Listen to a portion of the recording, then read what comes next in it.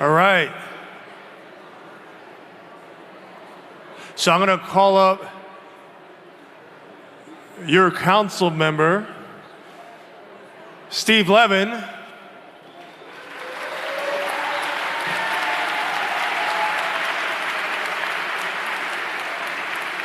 And your mayor, Bill Deblasio.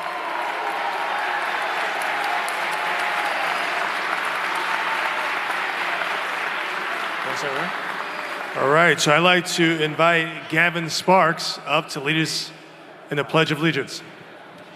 So the flag, we're doing this flag right now. Yeah. You doing this one? Yeah, facing this. I pledge of allegiance to the flag. Hold on, let people get up. All right. Very angry. Okay, now you can do it. I pledge of allegiance to the flag of the United States of America and to the republic for which it stands, one nation, under God, indivisible, with liberty and justice for all. Excellent. Thank you, Gavin. So I'd like to thank some of our sponsors this evening, starting off with our host, St. Francis College, and Dr. Miguel Martinez-Sanchez, President.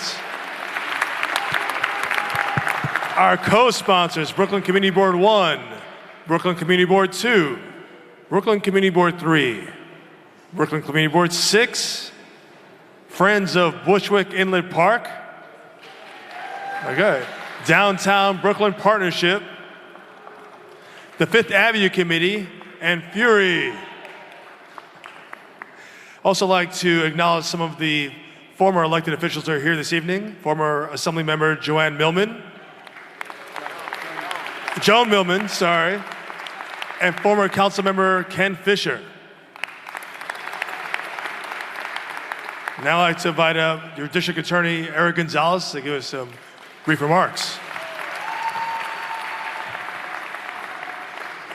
Good evening, everyone. I want to thank Councilman Steve Levin and our Mayor of New York City, Bill Deblasio, for coming out today. I also want to recognize Assembly Member Joanne Simon. Brooklyn has changed a lot. When I became a public servant about 22 years ago, many parts of this neighborhood, downtown Brooklyn, looked a lot different than it does today. We've come a long way. We have a long way to go. But I want to thank the mayor, our police department for all the fine work that they do in keeping us safe. You know, we have different challenges today. We have hateful rhetoric coming from Washington, D.C., but everyone in this city deserves to be protected. And I want to make sure that the people of Brooklyn understand that no matter where you come from or where you look or how you worship, the Brooklyn DA's office is here to protect, serve, and make sure that people are treated with fundamental fairness. Thank you, Mayor. Thank you, Councilman. Thank you, DA Gonzalez. Now I'd like to bring up your Assembly Member, Joanne Simon. Thank you. Thank you, Mr. Mayor. It's a pleasure. Councilmember Levin, Mr. District Attorney, and everybody who's here. I just want to say welcome. I'm delighted that we have so many people from the 52nd Assembly District. I also see that there are some people here from another Assembly District, and it's okay. It's fine. It's really fine. But everyone is welcome here. This is one of the best places on earth to live. I too remember what Brooklyn was like. This part of Brooklyn was a little different when I moved here 37 years ago. When I'm fond of saying when I moved to my old block of Dean Street, there were only 4 brothels left. And we are now in a very different world. But still, we are the crossroads of Brooklyn. We are where so many issues intersect, and where so many people live and live well and live together. And I'm very delighted that you're here to listen to the people here tonight, to talk about what you're doing for the city. And I look forward to continuing to work with you as we go forward. Thank you so much. Thank you, Assembly Member. Now I'd like to bring up your Council Member, Steve Levin.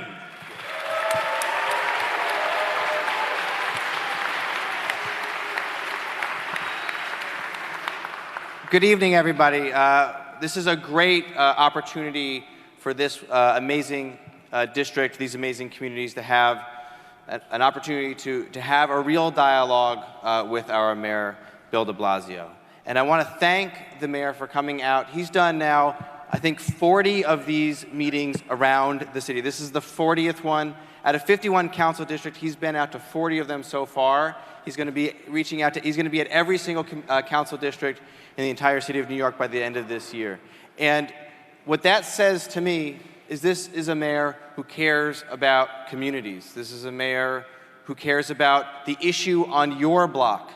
While he's looking at the big picture issues of how we fight income inequality, how we fight that tale of two cities, how we make our city safer with community policing, how we make our streets safer with Vision Zero, how we make educational opportunities available to all through UPK. He's also here because he wants to hear what's on your mind and what's going on your block. And so, Mayor, I want to thank you so much for being out here tonight, for getting to know these wonderful communities here in the 33rd District. Thank you, Mayor.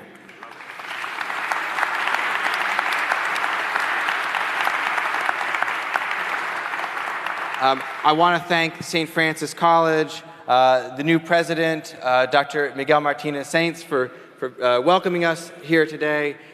This is an amazing institution with a beautiful history here in downtown Brooklyn and Brooklyn Heights, and so thank you to St. Francis. I want to thank our district attorney for being here, Eric Gonzalez. I want to thank our assembly member, Joanne Simon, our former assembly member, Joan Millman, Dan Wiley from Nydia Velazquez's office, our congresswoman, former district leader Steve Cohn, and all of the commissioners, NYPD officers that are here. I want to thank, in particular, Commissioner Marcos Carrion from the Mayor's Office of Community Affairs for really helping put all this together, Dan Abramson from his office, for really putting this event together tonight. So in terms of ground rules, I'd like to see a show of hands. Who here has questions tonight? Okay, a lot of people have questions. And we have hopefully a couple of hours for you all to ask those questions and to get the answers that you are looking for.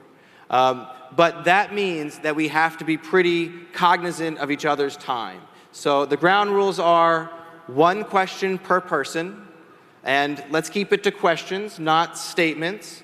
If we could keep the context limited and concise so that we're not getting the whole history necessarily of any particular question, but really getting to the question at hand, that will keep everything moving smoothly. And also, no back and forth, no ongoing conversation beyond the mayor's answer, because in order to get to everybody's question, we've got to be conscientious of each other's time.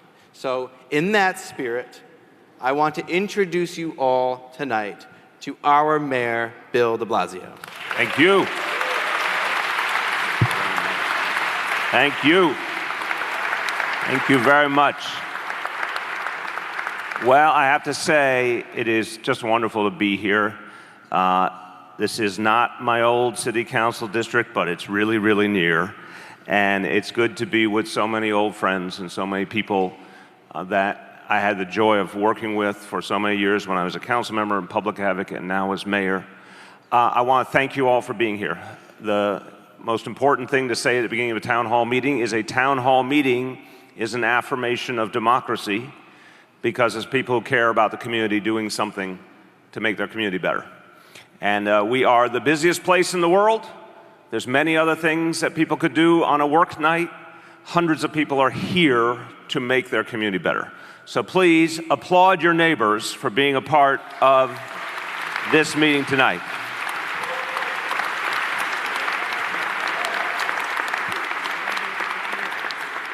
Thank you, deep thank you to St. Francis College, which is a wonderful Brooklyn institution.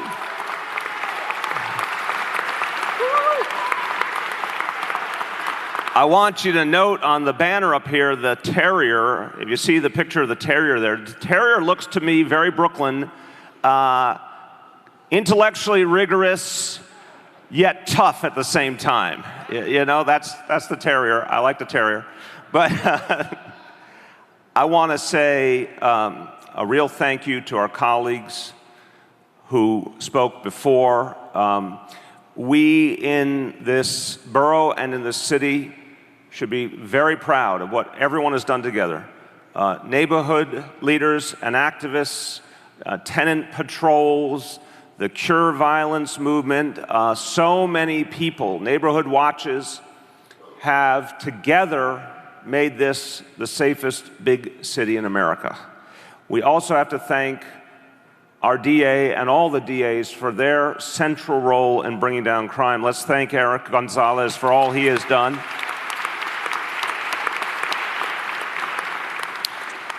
And I'm going to brag about the NYPD in a moment, but I wanted to give Eric real appreciation for his central role. I also wanted to say, I watch elected officials pursue the needs of their community. And I've been so struck by watching Joanne Simon do her work. She is extraordinarily conscientious. She has always had a particular concern for folks who were left out the most, including people with disabilities and people with mental health challenges. She's been a great partner on those issues, but beyond, she does something I always give credit to anyone who's brave enough to do. She goes to Albany, New York, and defends the interests of Brooklyn and all of New York City. That is not an easy job. Let's thank Assemblymember Joanne Simon for all she does.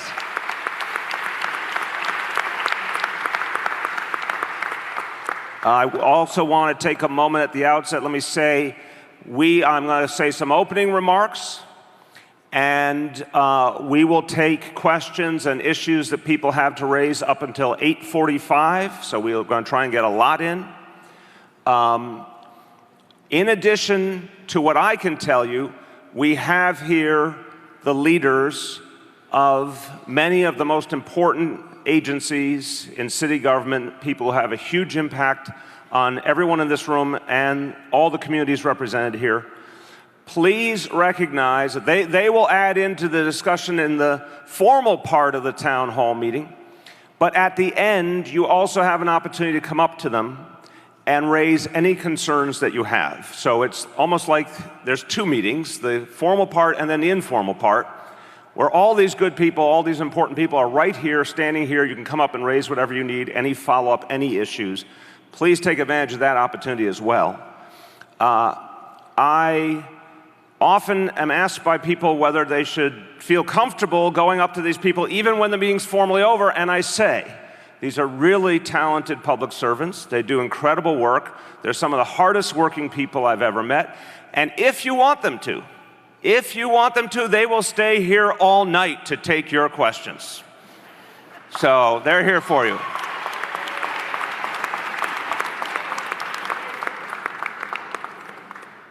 So finally, I want to talk about Steve. I just want to say a special point of privilege because I've been on this journey in public service a long, long time.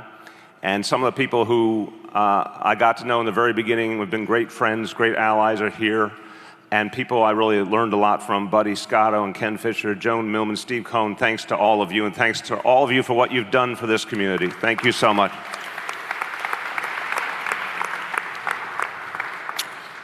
Steve Levin, so I want to tell you, I bet a lot of people have watched Steve over the years. It's really, really difficult to dislike Steve Levin. That is what I learned. He's just a good human being. He's genuinely a gentleman. He's in this work for the right reasons. And so you might think, oh, he's kind, he's decent.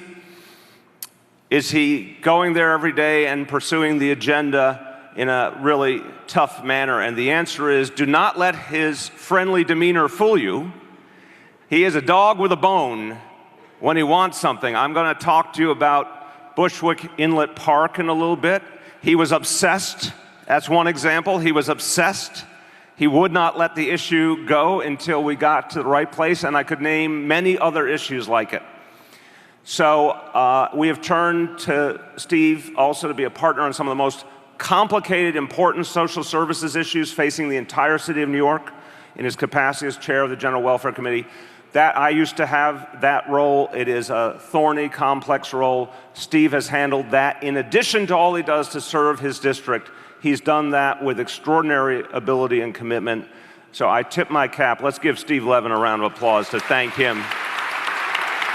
All true. All true, brother.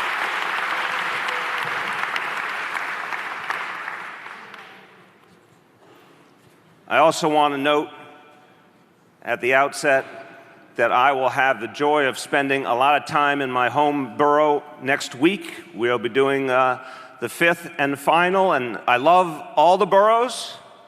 I love them all. It would not be a contradiction to say we saved the best for last, but we love them all equally. So we're doing City Hall in your borough next week, where all of the deputy mayors, all the City Hall staff, all the commissioners will come to Brooklyn and for the week focus exclusively on issues of Brooklyn. And it's a great time to get a lot done and resolve a lot of outstanding issues. So I'm sure I'll be seeing a lot of you in the course of next week.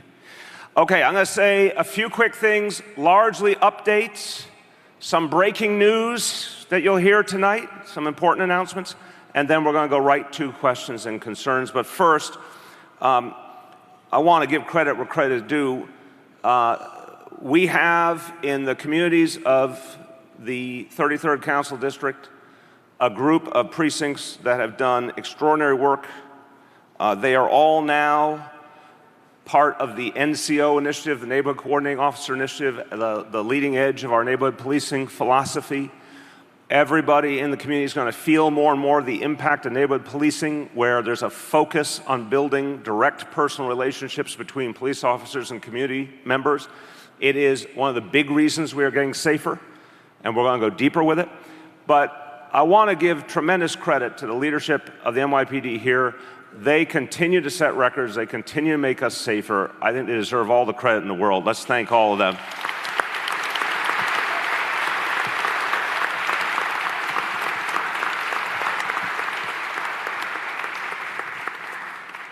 All right, so some updates now. I can say from personal experience, this is a part of Brooklyn that has a special love for our parks. Our parks are incredibly important to our lives. For me, I think back to when my daughter Kiara and my son Dante were growing up, how much time I spent in the park with them. And so we have to keep investing to make our parks better. So, and we're going to do that. We had just made some announcements about our Community Parks Initiative, which was our effort to make sure that parks, not just the biggest, not just the most famous, but every kind of park got support. So a few weeks back, we announced investments including almost $3 million for the Epiphany Playground. That will be coming online soon, and $8.8 million for the Bartlett Playground, and $1.1 million for Penn Triangle. So those are all investments in this council district in parks.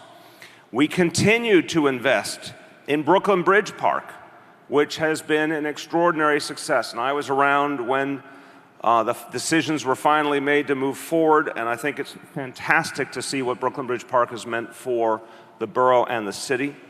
I want to give you updates. I'm sure a lot of you know Pier 3 will be opening this next summer. That will be a great addition. I am also happy to report formally that next summer we are guaranteeing the pop-up pool will be back for next summer. Always a winner. And then I want to turn your attention, I mentioned Bushwick Inlet Park. We made a major decision again after Steve raised the issue to me probably 100, 200 times. We made the decision to purchase land to fulfill a commitment that was made over a decade ago but never followed through on. We put $160 million into the purchase of the land to fill out the vision of that park. But guess what? That was just to get the land. That is a different matter than actually building a park. So now we have to do more. So there are 2 sites that were already acquired previously for Bushwick and Inlet Park waiting to be turned into real usable park space for the community. And I am announcing this evening that we will commit over $17 million to bring those 2 sites online right away for the community.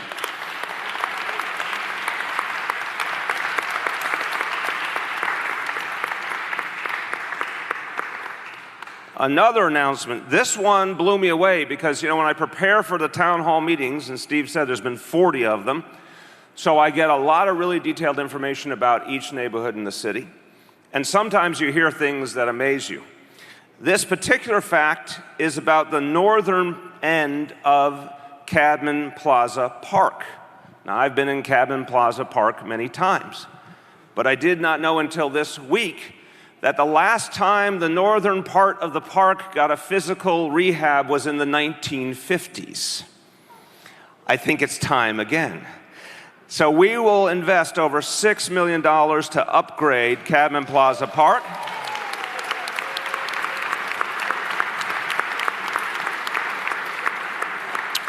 We're going to put in a whole lot of stuff. There is a lack of landscaping in some parts of that part of the park. We're going to make the park a lot more beautiful, new landscaping, new benches, and also something it does not have. This also I did not realize, and it surprised me.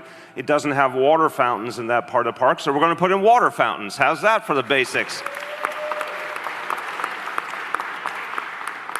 So then, as I was getting briefed and prepared, I heard something else. It was less shocking than that previous fact, but it still raised an eyebrow. We know how important McCarran Park is to the community. Well, the ball fields there have not had an upgrade in over 20 years. So we are going to commit $6 million to rebuild the ball fields in McCarran Park.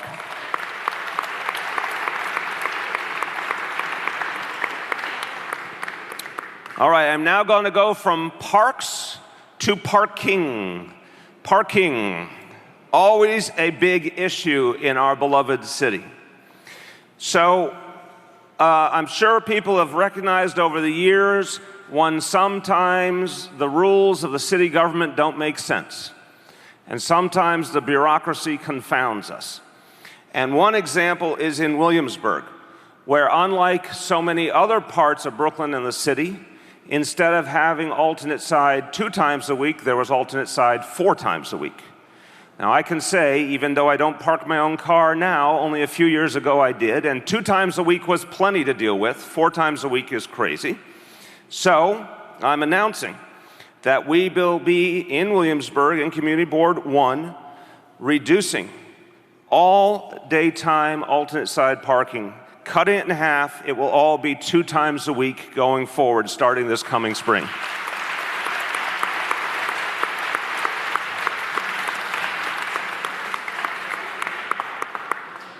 Another important parking point.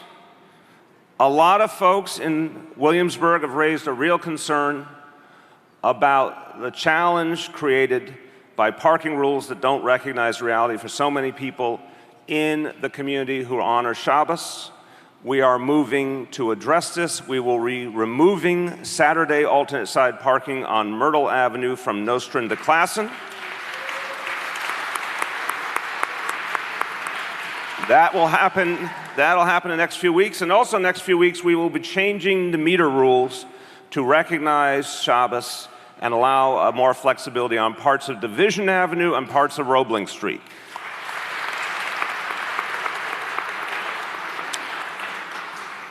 Okay, now I'm going to do a few more issues before we open up. The next one of the most universal affecting this city, the education of our children, and particularly early childhood education. When it comes to pre-K, this was my #1 initiative, my #1 priority. It came from a very personal experience right here in Brooklyn when Kiara and Dante went to full-day pre-K, and I saw the impact it had on them, and that is what spurred in me the desire to make this a universal right. I'm happy to say in this council district, pre-K has almost doubled in the last 3 years in terms of the number of seats. In School District 15, it has more than tripled the number of seats available to our children. And I'm especially proud to say that now I can tell you that pre-K was just a beginning. And the next step is full day, free, high quality early childhood education for every 3-year-old in New York City. That's where we're going. It has begun in central Brooklyn, in District 23, in the South Bronx, in District 7. It will be universal and in every district within 4 years. And I think this will be a game changer in terms of our ability to reach our children at the crucial moment of their greatest intellectual development, but also to everyone in the room who ever paid for preschool. For every family, this is a savings of at least $10,000 or $15,000 per child per year. We want to lighten the burden on parents and make it easier to live in this city. So 3K coming soon.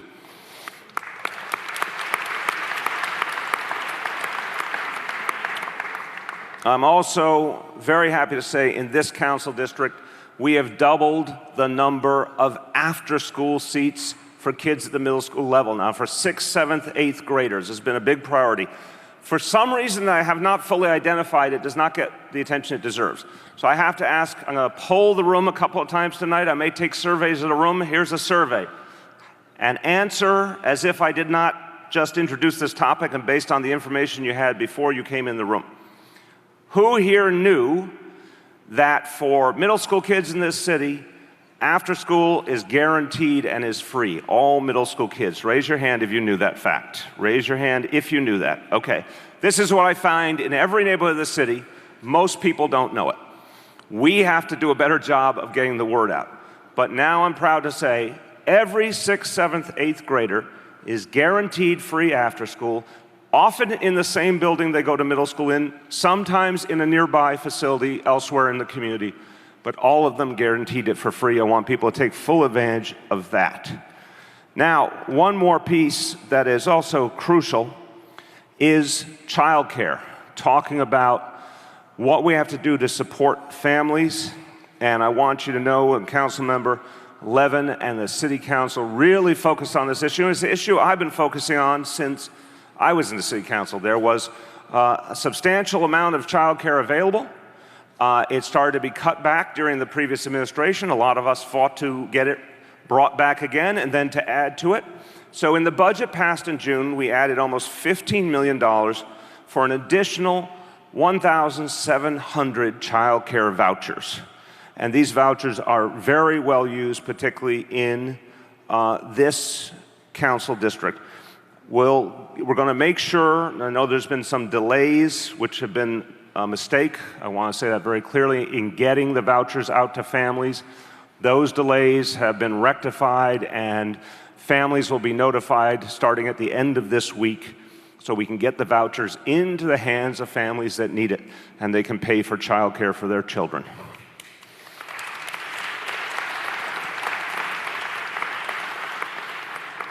And two more announcements about education. I want to give you an update that at the former Domino site, there will be a school at that site, and it will have at least 500 seats for children in the community.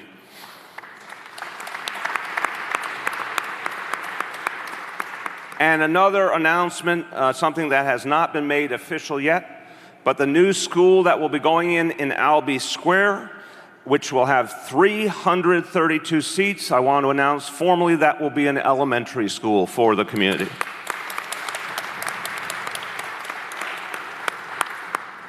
Okay, I got just a last few in no order whatsoever. So the next one is something obviously of great concern to people all over the city, particularly in neighborhoods like this that have such a rich history. There's a lot of concern about preserving the look and the character of neighborhoods, so I'm announcing that the Landmarks Preservation Commission will begin the formal process of consideration for the potential of nearly doubling the Boerum Hill Historic District. And that process will consider adding an additional 288 buildings to that district.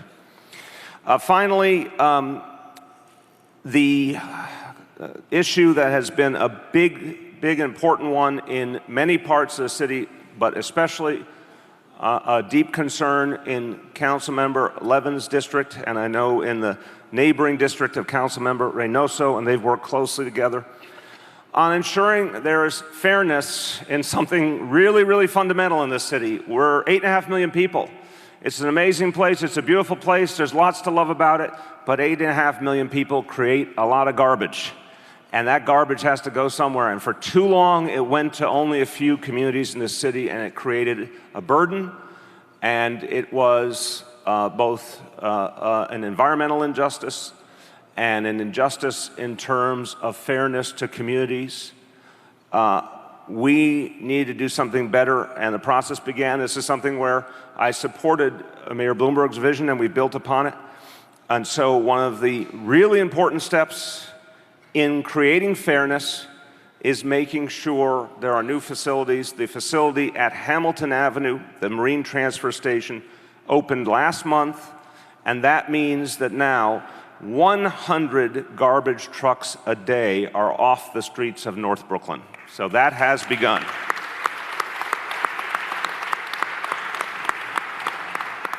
I also want to thank Councilmember Levin. He has put forward legislation to create more fairness going forward and how these needs are addressed all over the city.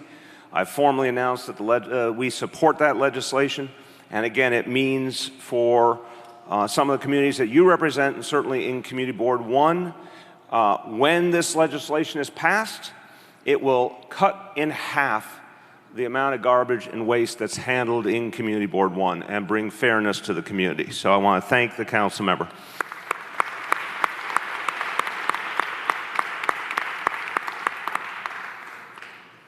Finally, we'll talk about anything and everything tonight.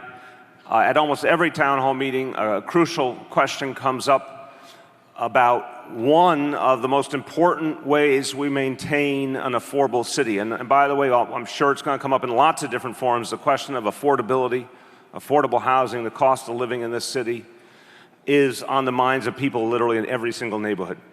But one of the most important ways we protect an affordable city is with our public housing. Our New York City Housing Authority housing, it covers 400,000 New Yorkers.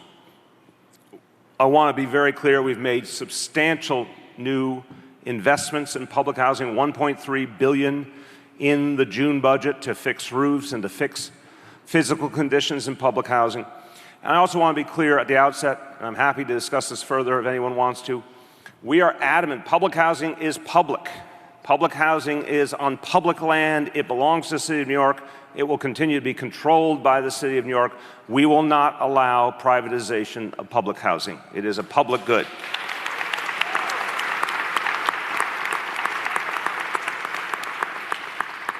We also know that there was a lack of investment in every way in public housing for a long, long time, most notably the federal government's abandonment of its earlier commitment to public housing, which has hurt us greatly and hurt the residents greatly. But we're trying to make up for that in every way we can. And an example is at the Gowanus houses. There's a facility there, a community center, that used to have youth programs in it. And this is such an essential point. We want our young people to go on the right path. If we want our young people to go on the right path, we have to give them positive options. We have to give them after school. We have to give them summer recreation programs. If we're going to follow through on that vision, we have to actually make the opportunity available. So the community center at Gowanus has not had youth programs for over 10 years. We're going to invest to make sure that that community center is physically ready to handle larger youth programs, and we will be putting a cornerstone youth program into the Gowanus houses.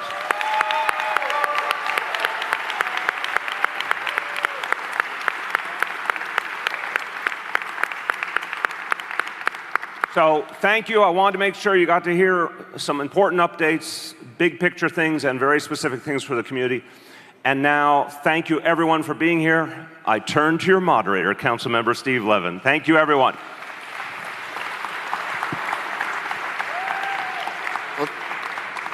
Mayor, thank you. That is an extraordinary level of listening to this community's needs, listening to the community's desires, and taking action. And you know, it's somewhat mind-boggling, actually, all the things that you just announced. But these are all things that the community's been asking for, sometimes for decades. And so, Mayor, on behalf of this entire district, thank you.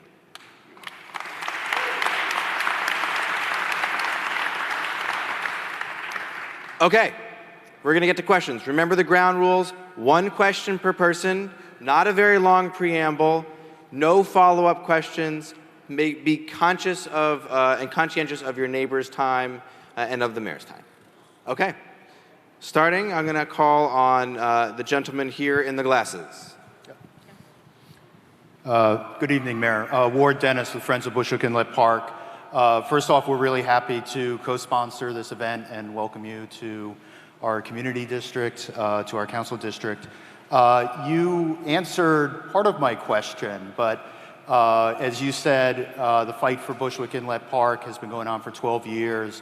You made a huge commitment last year in acquiring the properties, and This is the first time I get to say, what's your question or concern? all right, I'll get to my question. So you mentioned 2 sites, and I would love to hear more about that, but I'd also really like to hear about the long-term plan for all the sites at Bushwick Inlet Park that remain to be developed, remediated, turned into parkland. We got our park, but we don't have our park.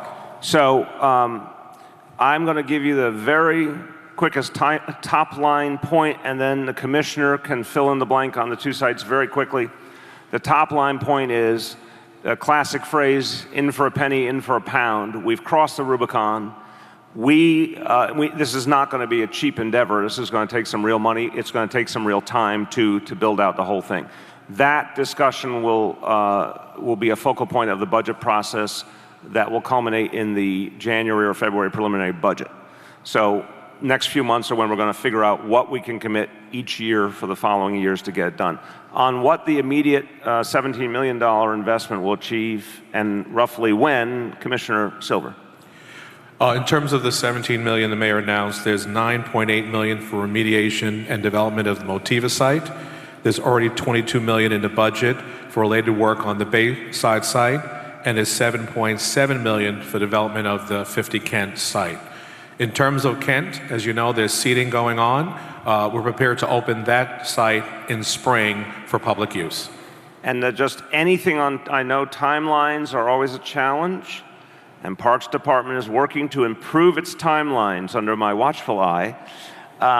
Anything we can say on when the full impact of that $17 million will be felt? In terms fall of, well, I would say by probably 2021, 22 on the full development of the $7 million on the Kent site. In terms of remediation Motiva, that'll take a little bit longer, difficult to say, but sometime in the 2020s. Okay. And so what I'll say to you in front of everyone is, that's honest, I appreciate it, and now let's start working on speeding that up. Because Yes, I Mayor. understand these are complex issues, especially with environmental remediation. Correct. But let's see if we can start the process of shaving time off that, which you have done successfully in some other projects. Thank you. Okay. The gentleman with the black shirt. Yes. Dreads. Hi, good evening, Mr. Mayor. My name is Glenn Kontav, and I interned for you in 2015. Our only interaction that we had was a couple weeks ago at the West Indian Day Parade, where my group was advocating against Columbus Circle. We made eye contact while there was someone dressed as Columbus whipping me against a tree. So the question comes to this. You did validate the Italian-American side of things when you marched in the Columbus Day Parade. What we're going to be doing is we're hosting an augmented reality art exhibition at Columbus Circle. I'm going to run the marathon in chains, and then afterwards it's going to culminate with a slave auction at Columbus Circle. So that's 3:30 p.m. that the procession would start. It starts at 4 p.m. the actual auction. And so what I would like to know is if you would be available to come to legitimize the side of the black and brown bodies who feel offended by the statue, or B, if I can speak with your scheduler and we can organize a time for you to come to a public exhibition and legitimize our lives. I appreciate the question. And let me offer my sincere sense of what's the right way to proceed. I think, look, the parade to me epitomizes a bigger reality, which I hope will be discussed openly as we go through these next months and talk about these issues. Long before any of us in this room were here, the question of celebrating Italian-American heritage, as we should celebrate the heritage of all peoples in this city and in this country, got placed on that day, and it became synonymous with that notion. I am very, very proud of my heritage, and I want to celebrate the heritage of everyone in the city. The historical individual that was Columbus needs to be discussed as a separate matter from just the heritage question. The heritage of the people is one thing, and then there was an individual historical figure. What our commission is working to do, and I think it is a really respected, impressive group of people who are really thoughtful people of all different backgrounds, is figure out a template for all of the questions, all of the concerns that have come up that are about many different historical personages, many different peoples who suffered different, because of the decisions, the actions, whatever way you want to say it, of different people in history. I'm trying to get us as a city to some kind of universal definition of how we address these monuments and these markers so we can, if you will, put everything out in the open, clear the air, move forward as a city. That process has just begun. So my general rule of thumb, and I really do separate the fact that I marched in that parade because I think that has to do with something much bigger than the historical personage. My rule of thumb is I'm not actually going to go and get involved with different groups raising different sides of each equation. I want the commission to do their work. They're going to come back with recommendations. It's going to be a very public process. And then I hope we can find a template to move forward from there. That's how I want to handle it. Okay. Yes, the woman here in the front row with her glasses. My name is Mona Bregman, and Bill knows me. Until I started using this beautiful red Go ahead. Cadillac, You're good, Mona. How you doing? and until I started using this, it didn't bother me that I had problems crossing the streets. There's a big lack of accessible crossing in this city, especially in this borough. In fact, right around this school, there's not all accessible parking spaces. So I would like to know if you could really make an effort to see that every street has accessible crossing so that everybody that needs it can get where they want to go. I really appreciate that question. I appreciate all you have done for the community over many, many years. Our transportation commissioners here.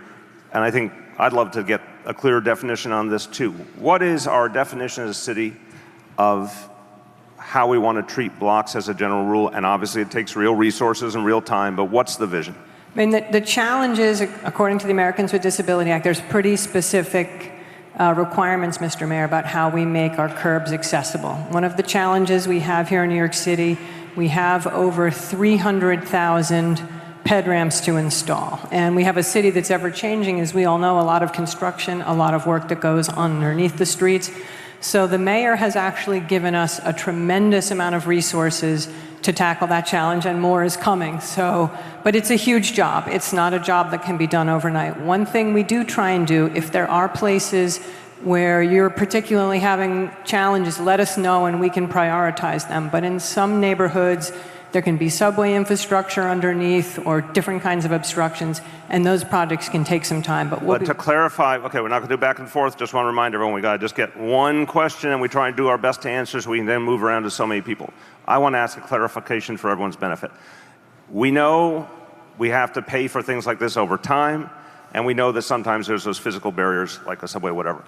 What is the vision that is sort of our working model of how each block should be handled? The vision is full accessibility. That is the goal. And the city is going to strive to get there. It's going to take a lot of different agencies working together. You've provided us with a lot of resources, but that's the vision. But that's the vision, okay. Yes. And then specific highlighted areas, obviously working with the council member, anyone in the room who feels there's a particularly important site or a particularly problematic site that needs that treatment, please let the council member and his team know, and they'll work with the transportation to get it done. Thank you. Specifically, I'm looking at downtown Brooklyn and Brooklyn Heights. Yeah, for sure. Yes, the woman here in the glasses.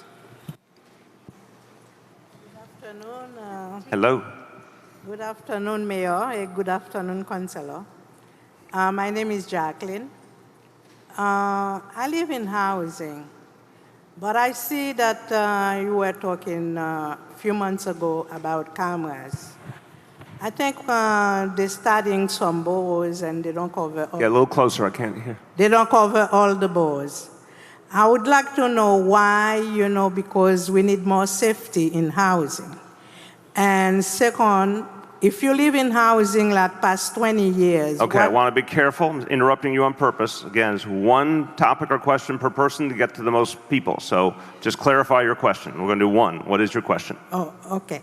I'm sorry. That's all right. Why they ask you, after like 20 years living someplace, you pay on time, you get your apartment well, right, clean. What's the question? And they ask, they're talking about, they might move people or sell the housing or something. Like Okay, which houses are you in? Which development? I live by Lafayette Garden. Lafayette Garden, okay. So this is the point I was alluding to earlier. Public housing is public. It's not going to be sold. It is a public asset. We're keeping it. We control it. Anyone who is in public housing is charged a third of their income in rent, period. Even if income fluctuates, it's a third.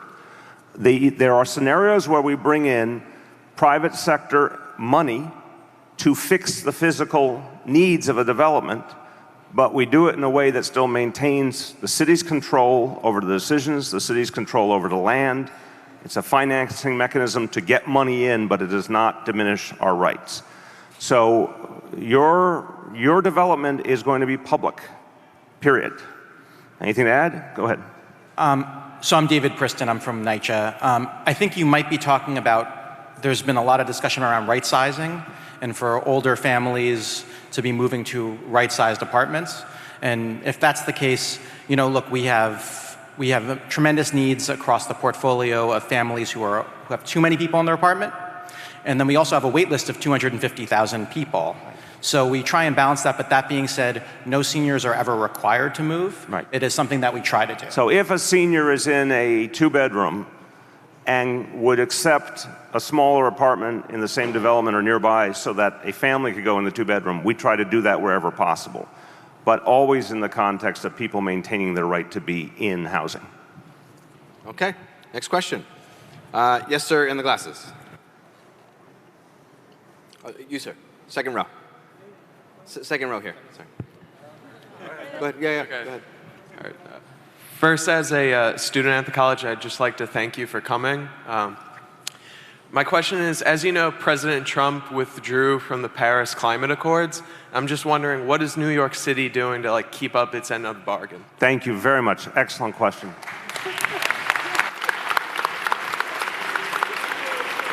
So very quickly, this is an existential issue. I want to remind people, we talk about a lot of really important things, but this is about survival of the planet. I can certainly say, literally, I think about this issue through the prism of the survival of my children and grandchildren to be. When President Trump took our government and our nation out of the Paris Accords, I think he set back the whole global movement. But amazingly, and I think this is really important to recognize, most of the rest of the world did not follow President Trump, did not use it as an excuse to walk away, in fact, redoubled. Cities all over the country, it's amazing, over 330 American cities signed on to the Paris Accord formally, that had not done it before, and said, we will now adopt these standards, we'll do it ourselves, even if our national government doesn't. What we did in New York City was we said, we will have to now be one of the places that tries to go even farther to make up for the mistake of our national government. So Paris says we have to reduce global warming or stop it from rising more than 2 degrees Celsius. There's an even higher standard suggested, 1.5 degrees Celsius. We are now aligning to the higher standard. I asked all my agencies to come up with a plan to speed up our plan. And what we announced just a couple weeks ago, buildings in this city that are the biggest polluters, the biggest emissions problem, will be mandated to retrofit to clean up their emissions. We're going to make it a matter of law. If they do not do it, there will be very harsh fines, so there's real teeth. And this is going to be one of the ways we turn the tide on global warming in terms of our contribution. We also are going to have an all-electric car fleet for the city of New York and electric charging stations all over the city for people who choose electric cars. So everyone should see it as a do-it-yourself thing. If your federal government doesn't do it, then do it yourself. Discussion. Jan.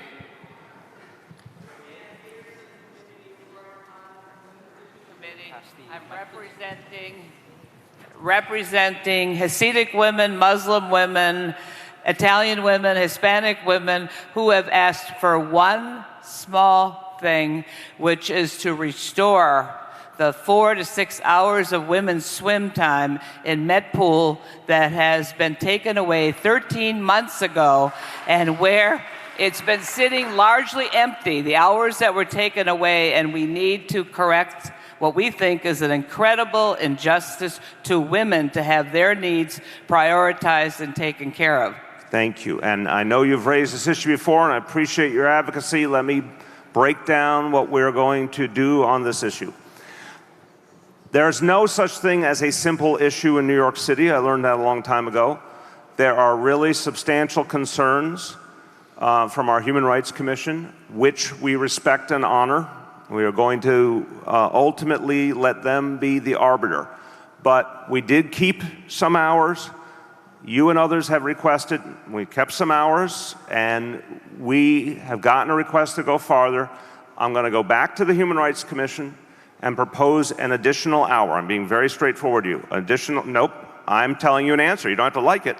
I'm proposing an additional hour, and they will decide if that fits within the rubric of fairness that they have determined legally, and then we will have an outcome from them. So that will be determined in the coming weeks.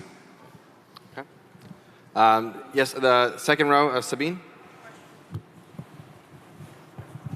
Hi, thank you. My name is Sabine Aronowski. I'm a resident in Councilmember Levin's district. I work at Fifth Avenue Committee. I'm also part of Friends of Thomas Green Park. And I'm here tonight with a lot of neighbors and activists who are part of the Gowanus Neighborhood Coalition for Justice. We have a list of questions for you that we would really appreciate some written answers to, so I'm going to give that to you. And I just want to thank you for your commitment to reopening the Gowanus Houses Community Center. Clearly you've heard us. We've been petitioning. And we feel like you've heard us more than Department of City Planning and NYCHA has in regards to this issue. And the Department of City Planning— Give me a question or concern. Yes, the Department of City Planning just released documents on consensus and disagreement in regards to the anticipated Gowanus neighborhood rezoning. So our question is, why is the city refusing to consider value capture mechanisms such as leveraging new market rate residential developments anticipated for this rezoning to fund repairs in NYCHA developments at Gowanus Houses, Wyckoff Gardens, and Warren Street houses?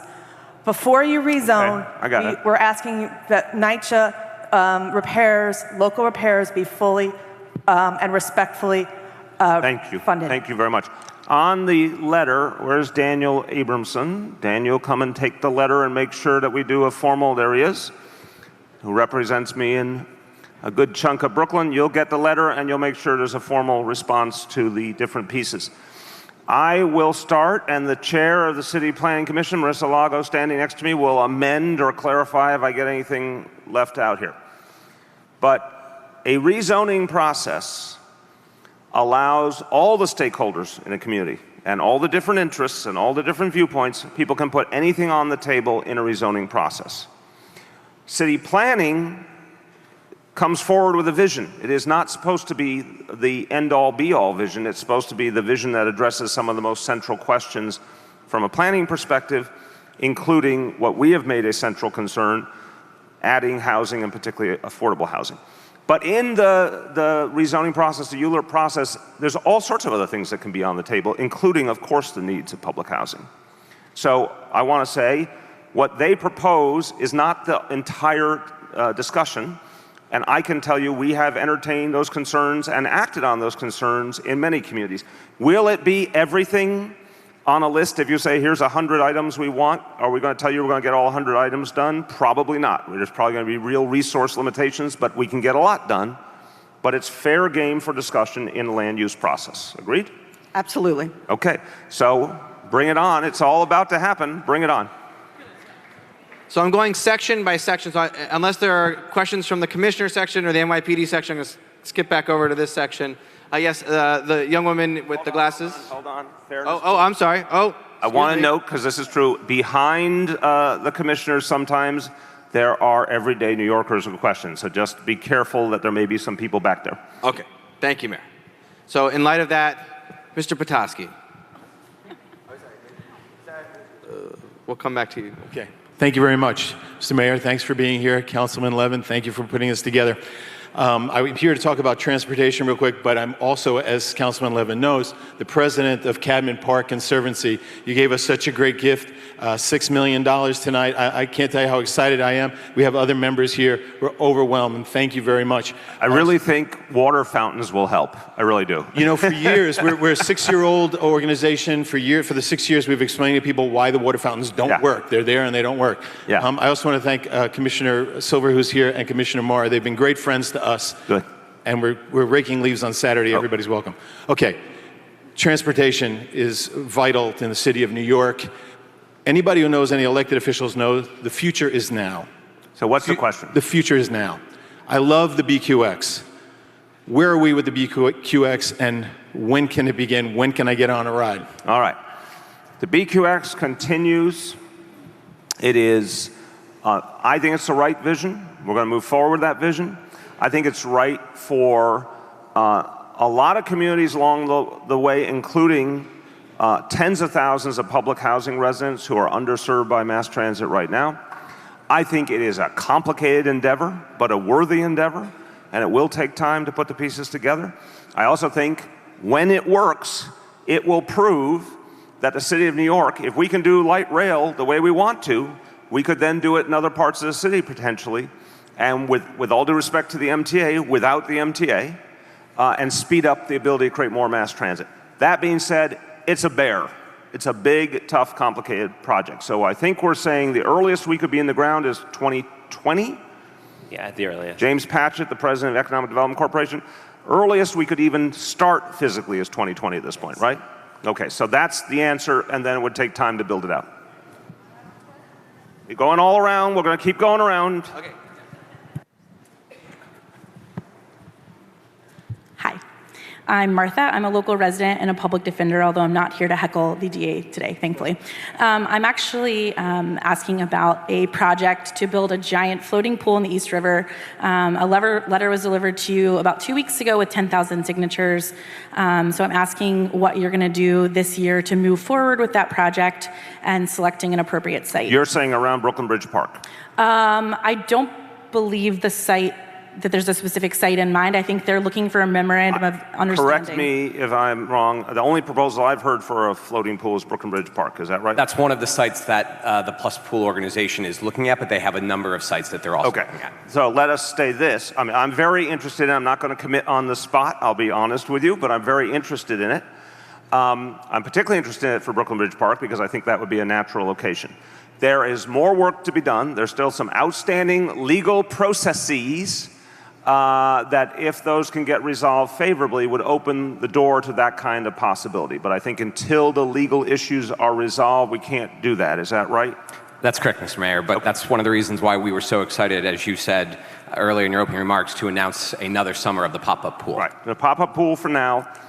I'm intrigued and interested in what we could do in potentially funding on a floating pool, particularly around Brooklyn Bridge Park. That would be my first focal point, but we've got to get some legal issues resolved, some outstanding litigation resolved to be able to move on that. Thank you. Yes, sir, with the Yankees hat. We're together. Oh, okay. Here you go, sir. Oh, yeah, thanks. Hi, Mr. Mayor, Councilman Levin. My name is Anthony Gill. I'm the director of a youth program in Bedford-Stuyvesant, East New York, and Crown Heights called Brooklyn Ballers Basketball, Inc. And we've been working in schools. We're, 501c3, legit 501c3. Has been working in schools since 2007. My question is, we're a proven commodity. We've serviced, thousands of kids literally over the years. We have many that's gone on to great schools and stuff. What I need is a space to expand our program. Where? In Bedford-Stuyvesant or Crown Heights specific. Okay. Our youth commissioner is here, DYCD Commissioner Bill Chong. He will see you and talk to you about ways that we might be able to support your expansion, and including specific locations. Right there, Bill Chong, put up your hand. He'll see you. You can go see him now. He'll see you at the end, whatever you like. All right, thank you. Yes, sir, with the red beard and the glasses. Excuse me, sir. Hi, good evening, Mr. Mayor, Mr. Council Member. My name is Isaac. The mayor ran on a platform of helping small businesses. The mayor has been a champion in helping small businesses grow and, of course, avoid small businesses from going out of business. I'm here with a group of contractors, small builders, small contractors, we're trying to make ends meet with this type of work. Your question? My question is, with the recent legislation and with the recent enforcement, we feel that the small businesses are being driven out of business. Which one? When you say, you mean the construction safety legislation? Yes. Okay. And our goal is safety. Yeah. Because we are on the site, and if the safety is jeopardized, our lives are jeopardized. However, at the same time, my question to you, Mr. Mayor, is how can we accomplish making our sites safe and at the same time not drive us out of business, which has been the case in the last year or two? So let me preface, and obviously we did a very careful legislative process with the City Council. That was very much in our minds. We had in mind smaller contractors, affordable housing developers and contractors, minority and women-owned business. All of that was in mind, trying to strike a balance on both the number of hours that training would be needed and how to fund it for entities that might have trouble providing the resources. We came upon the number thinking, after a lot of study, that this was the amount of training that people really needed to be safe. But we do want to make accommodations for organizations that might have a hardship because of this. So, who can speak to how we're approaching that? I'm sorry, I don't know you. Remind me who you are and your title. Talk into the microphone. I'm Alex Fisher from the Department of Buildings. As far as helping, we're talking about the smaller entities that need assistance. Under the construction safety bill. The construction safety bill. A little closer. We'll be working with our partners at several agencies to determine what sorts of assistance is required and how best to reach out to them. I've been talking to my colleagues throughout this process. I've been involved with the legislative affairs folks, so we are very much aware that there are many types of issues that have to be addressed, but we will be addressing them. Thank you, and from small business. My name is Greg Bishop. I'm the Commissioner of Small Business Services. The mayor is absolutely correct.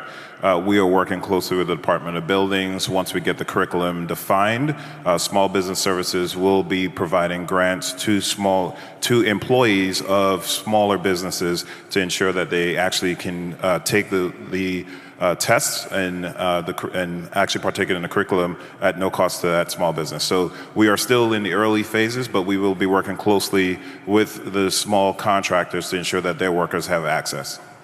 And sir, just one other point. At the City Council, our goal in that legislation was to make sure that all sites were safer. And through the training that on-site workers will now be required to get, we think that we will be able to achieve that while also making sure that it is not going to have a detrimental effect of small businesses or increase the cost of construction. But really, it comes back to making sure that there's well-trained staff, that they have the training that they need to make sure it's a safe site. So, thank you. Thank you. Yes, the woman in the T-shirt right here. Thank you. Good evening. Thank you, Council Member. Thank you, Mayor Deblasio. My name is Jimena Garnica. I met you before. I'm a live work tenant, and I'm looking to be protected by the LOF law. Thank you for your efforts. We're working, the New York City LOF Tenants is working with the city, trying to improve the LOF law so that more people can gain coverage. But I'm here as an individual. I'm a live work artist. Besides that, I run a nonprofit organization that serves 3,000 New Yorkers. And tomorrow, I might be homeless and jobless because the LOF board is voting and recommended against my case because for them, these windows don't exist. My question is, what alternative, where you can direct me so I can relocate the activities of my nonprofit organization that serves all these people a year, and where can I and my partner, who've been there 21 years, live when we need big space? Okay, so thank you. Thank you very much. Whoops, I can do this. There we go. Thank you very, very much for your concern, and thank you for having raised it to me previously. Look, I know you're in an appeal process, and I don't want to prejudge that appeal process. We are very clear in this administration, and I think the LOF board members understand this, that we think that the previous administration's approach was wrong. We think that the previous administration's approach, which basically favored the free market, undermined a supply of housing, including affordable housing for people who need it, some of whom, in fact, were artists and cultural workers who we obviously want to protect in this city. But even beyond that, just a supply of affordable housing that was important. So I know your appeal is underway. In the meantime, we are trying to, both with the power we have at the city level, change some of the previous decisions of the previous administration, and we are going to make it a major element of our state legislative agenda for the legislative session beginning in January to change the state law to also give us the power to protect existing tenants in loft buildings. So I believe we're on the verge of making some big changes. We will need your help and all your colleagues' help. But again, until your process is concluded, I don't want to assume that you won't prevail. If for any reason you don't, we will certainly work with you to see if there's alternatives for you and your organization. Thank you very much, Mr. Mayor. Thank you.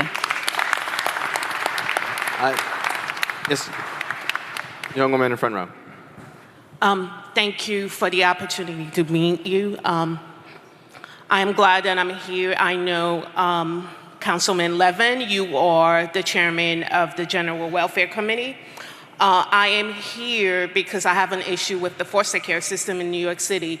It's sad to say that foster care in New York City function as a form of concentration camp for Black children. My son has been in foster care for over 4 years. I am a school teacher. I've been advocating for the return of my child.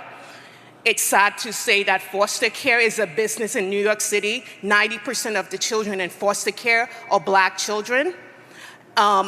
Also, it's important for people to know that 90% of former foster children end up in the prison system, like foster care to prison pipeline. So I'm here to speak to the mayor. I've met the mayor inauguration. I gave you my card. I told you my child was in foster care. I want to know how come you're not holding the foster care agencies accountable. You're not holding ACS accountable. Children need to be reunified with their family. Foster care can no longer operate as a concentration camp for Black children in New York City. Thank you.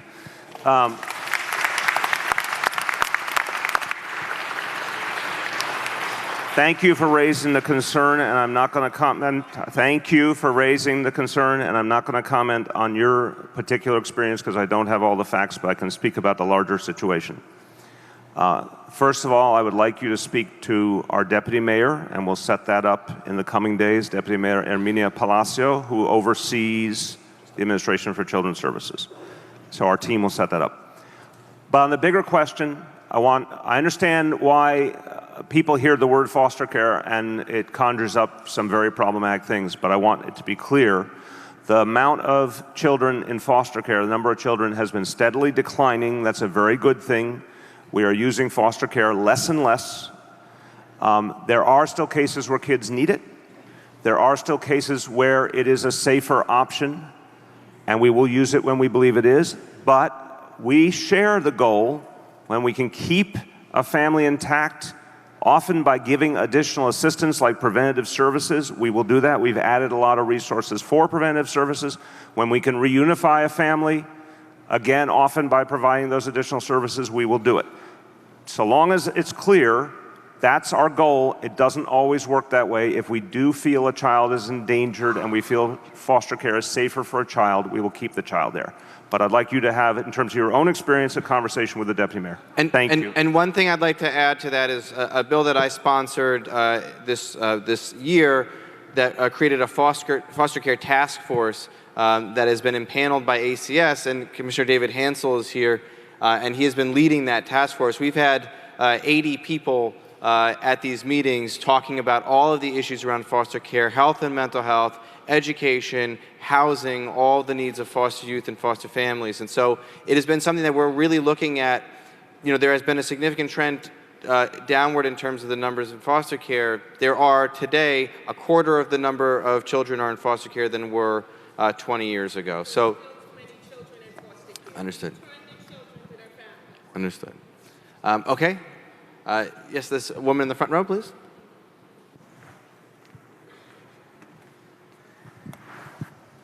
Greetings, Mr. Mayor and Councilman, sir. My name is Ijaza, and I live in Gowanus houses. And I heard that you spoke. Sorry, which houses? I couldn't hear. Which houses? Gowanus. Gowanus. Okay. Gowanus houses. And I know that funding is going towards the exterior, and I'm concerned about the interior, especially the. Excuse me, I'm nervous. Don't be nervous. It's okay.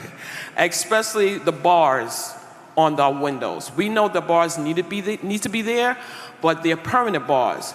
How safe is safe? Because we know they're needed, but can they do something to change them where we could be able to slide them back or, you know, lock them or whatever? Because as a disabled person and other disabled people, how are they going to be able to get out? That's a good question. So, okay. In terms of, I will start, and then Dave can help address this. We have an immense number of things we have to do to fix public housing. The price tag right now is $18 billion. I mentioned the $1.3 billion we put in last budget. That's real, that's a lot of money. It's still nowhere near what we're going to need to address everything. And the most fundamental things we have to change are the health and safety issues, the roofs, the mold, the security apparatus, et cetera. That being said, I do appreciate this question very much, especially if it has to do with egress in an emergency. I am certain it would be a very big challenge to change the bars across the whole of Nydia. It would be a very, very costly endeavor, and again, we have these other urgent things we're trying to achieve. But how do we deal with the egress issue in that case? Do you happen to know? Well, I'm going to give you my card and we'll follow up afterwards. But that being said, we do have to follow federal housing code, city housing code, Department of Building code, and part of it right now is we are, there's a lot. One positive thing is there's a lot of work that's going to be happening very soon, starting in Gowanus, due to the Sandy work. So we've got about $53 million worth of work that's going to be starting. That's starting right now in October and will be completed in March of 2019. That will be a lot of the exterior work. And once we complete the exterior work, then we can start doing interior work, because it doesn't make sense to do the interior if you got leaks coming in. So will you do this? Will you go over and see this situation yourself? Yes. And I think that begs the question again. I'm being cautious in saying this sounds like a tough thing to address on the big picture. If there's a specific situation with your unit or a specific egress issue for folks with disabilities that we could more narrowly address, let's see what it would take. Will you go visit and you'll be his guide, okay? Yes. But thank you. Just to reiterate what David just said, at Gowanus houses right now, starting work right now, $53 million of FEMA funds that came through Sandy money going back to 2013 are being now delivered to Gowanus houses specifically. That is an extraordinary amount of funding, and actually one priority that I'm having over the next couple of years, and I've already started working with NYCHA and with the apprenticeship programs, is making sure that any resident that lives at Gowanus that wants to work on that project has the opportunity to do that. That means going through a pre-apprenticeship program and into an apprenticeship program, but we've already started doing the groundwork there. There's a Pathways to Apprenticeship is doing this pre-apprenticeship work, but I want to make it clear to everybody that lives at Gowanus, and I'm working with some of the younger leaders there who have relationships with a lot of the younger, late teenagers, young people in their 20s. If they want to work, there is an opportunity to do that because that type of job is extraordinary, really, in terms of the size. Let's keep going. We can't do back and forth. We can follow up afterwards. Go ahead. Yes, sir. In the back. Alan. Good evening, Mayor.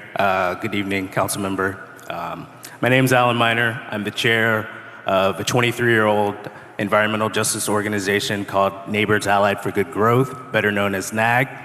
We've partnered over the last year. We've partnered with Columbia University and Barnard on our lead advocacy campaign. A recent study that they released showed that there are high lead level rates in soil, and a 2013 DOH-MH report found that there are high childhood blood lead level rates in our district. Given your commitment to investing in children, what are you doing as it relates to soil, paint, and water in terms of lead exposure? Okay, let me see. I don't see Department of Health. Who's here from Department of Health? Why are you standing way in the back, Gary? Okay, hold on. Studio audience, I'd like you, come over here, Gary. I'd like you to close your ears for just a moment while I speak to my employees. When you hear your topic called, come and stand next to me, as Polly did so brilliantly, for example. Just do that. Come stand next to me. Gary. Okay. So, I will start, and then you will, Dr. Gary Belkin from Department of Health. We have looked at the issue in terms of schools. We've looked at the issue in terms of NYCHA. I do care deeply about children. My own children went to those public schools. Our consistent finding is that there is not danger. There's spike moments that we have to deal with, in particular water fountains or things like that, but no ongoing danger, no negative health outcomes. And that's true for public housing, that's true for our public schools. That being said, anything reported we would follow up on and test and take seriously. That's my overview. Starting with you, Gary, what would you like to say? So we're very familiar with the specific zip code that you're talking about. It's a combination of privately owned housing that we really have to work with the owners on abatement and inform neighbors about safety, particularly around the soil. The publicly owned land we work directly on. What would be good is if we could connect after this and talk specifically about those efforts and compare notes on what we can do. I'd just like to add to that for those of you that don't know, my first job out of college, I ran a lead safe housing program in Bushwick. And at the time, Department of Health had an extraordinary woman running that program. Her name is Deborah Nagin. She still runs the program. So she's a tremendous resource, and certainly we've already been in contact this week with the Columbia professor and Deborah on a conference call, and we'll continue to be following up on that. So, but thank you, Alan. And Commissioner Garcia.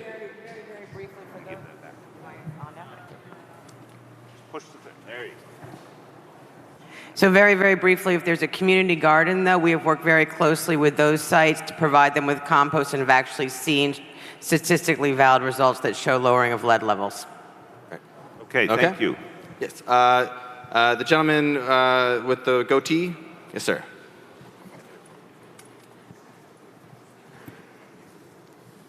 Good evening, Mr. Mayor. So we're only a few blocks from the site of the former Brooklyn Heights Library, where they're putting up condos now.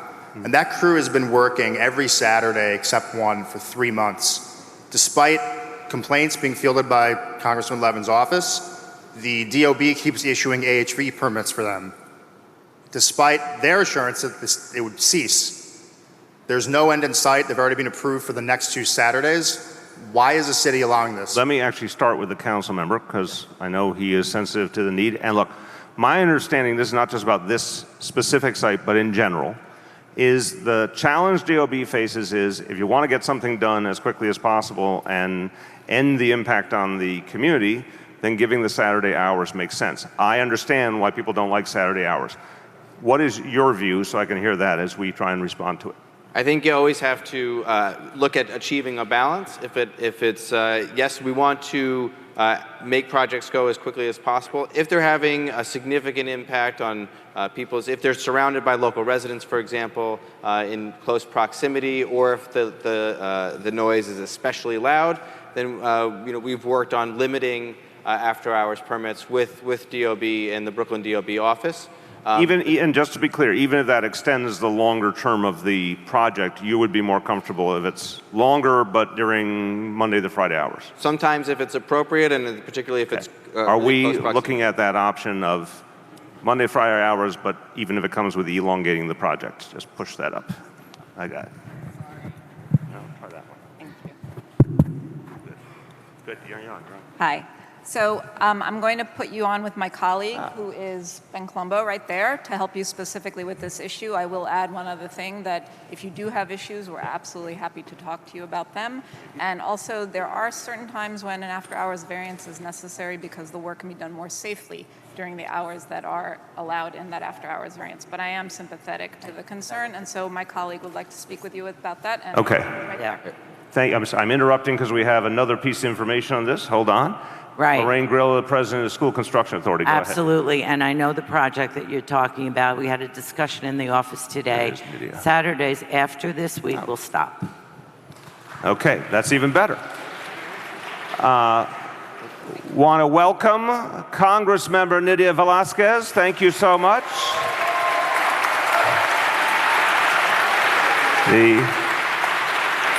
Can I just say very quickly that we all see what's happening in Washington, and I am a firm believer the best way to handle the very, very negative policies of the Trump administration is to confront them. And of the hundreds of members of Congress, I don't think anyone has been stronger in standing up to President Trump than Congressmember Velazquez. So thank you.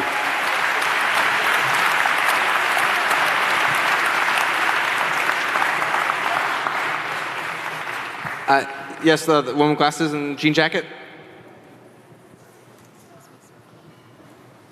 Good evening. Thank you both for your service. We all really appreciate it. I have a follow-up question on public housing. I've heard you say that there is money being put forward to repair 400,000 units of public housing.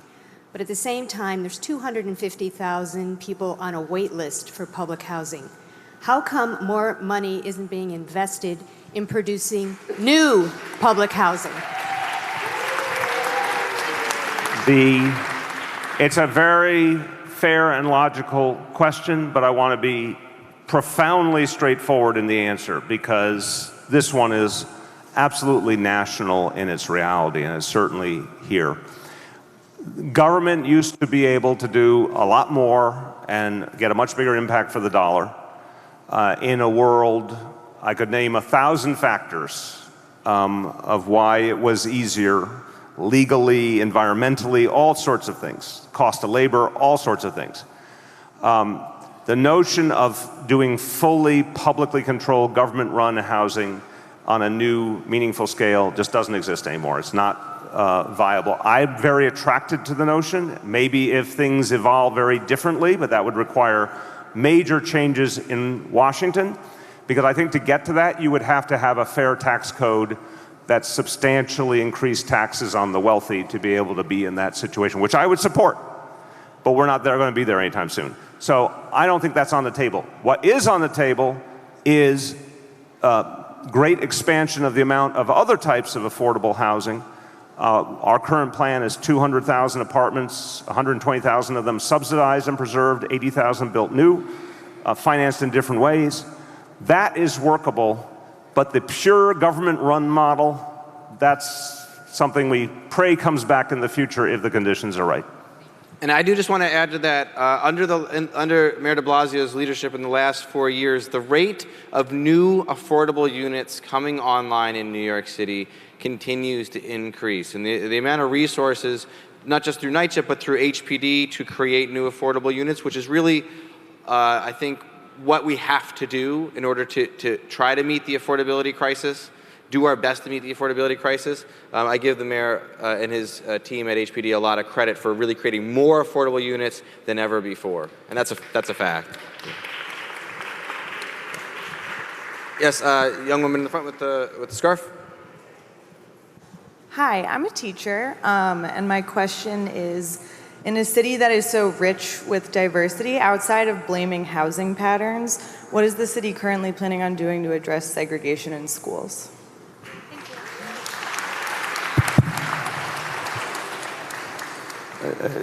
We want to diversify our schools. Thank you for what you do, by the way.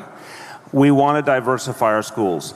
I have been blunt, because I think it's part of public service to tell people what's real and what's not, in my view, that a lot of this is deeply historical. Housing patterns, economic realities that cannot be solved simply through the school system. I really believe that, including the many parts of the city where there's one particular demographic group that is dominant, and trying to create diversification in any kind of normal geographical proximity is very, very difficult. That being said, what we can do and are doing, we've seen some really good efforts starting at the individual school level to bring in a more diverse student body through an admissions process and outreach process.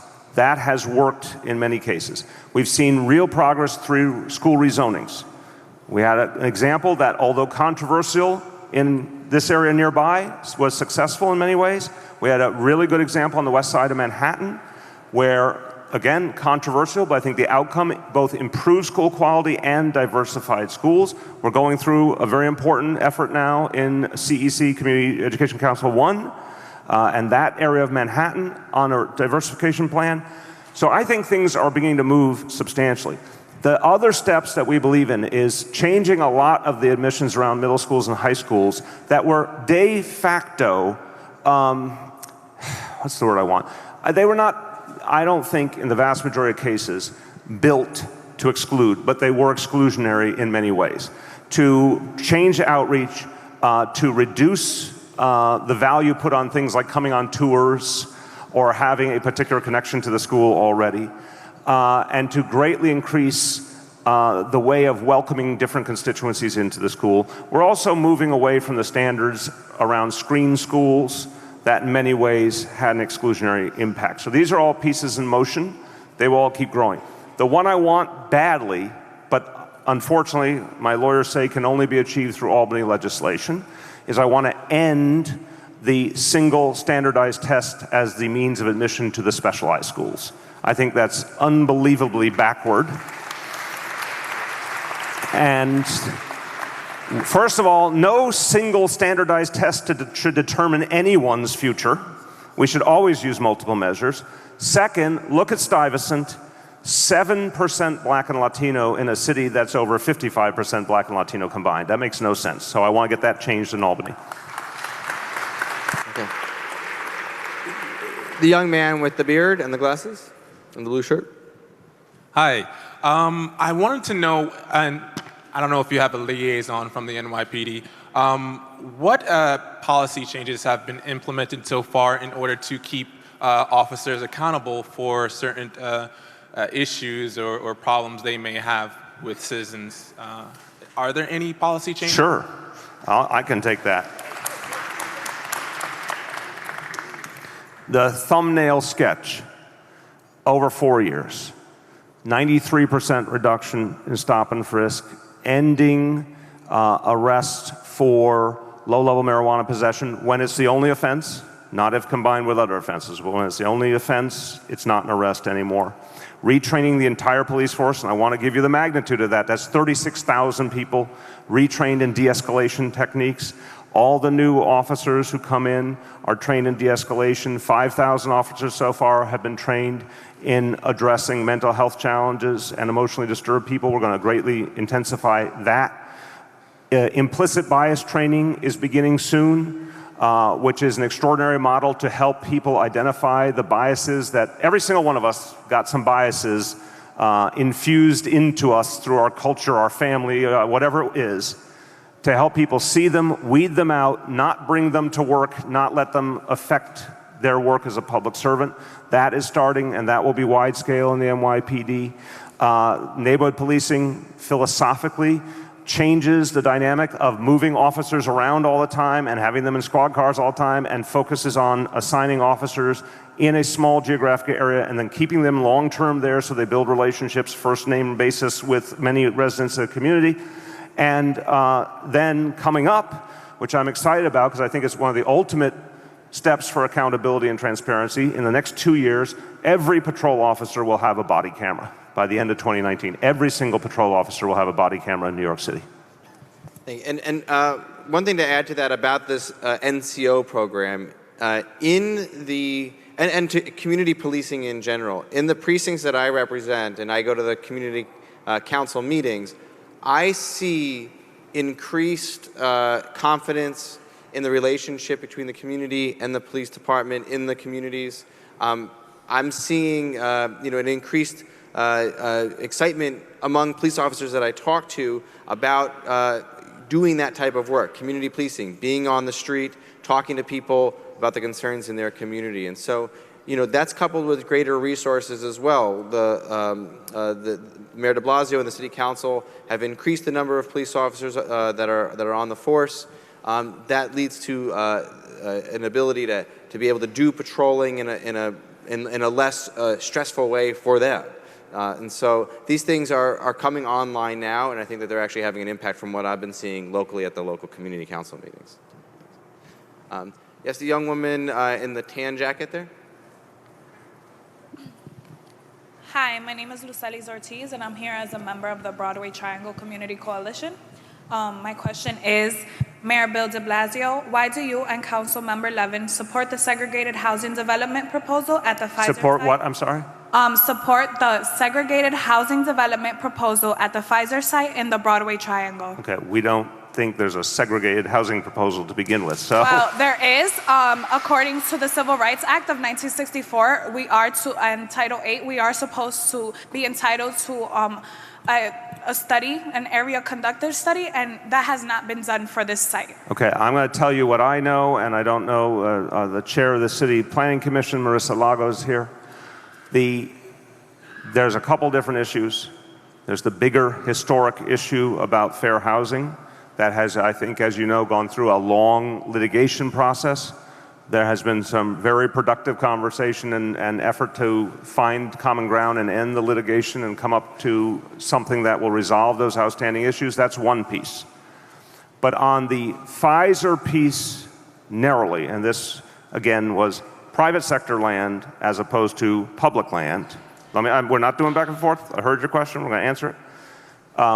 We believe equally that should be available to all. We believe there should be a mix of unit sizes. We believe you can shake your head, nod your head. I'm answering the question. I would advise you to listen to the answer before you judge the answer. You can judge it any way you want, but why don't you just hear it before you judge it? That we do not accept discrimination. We do not accept segregation.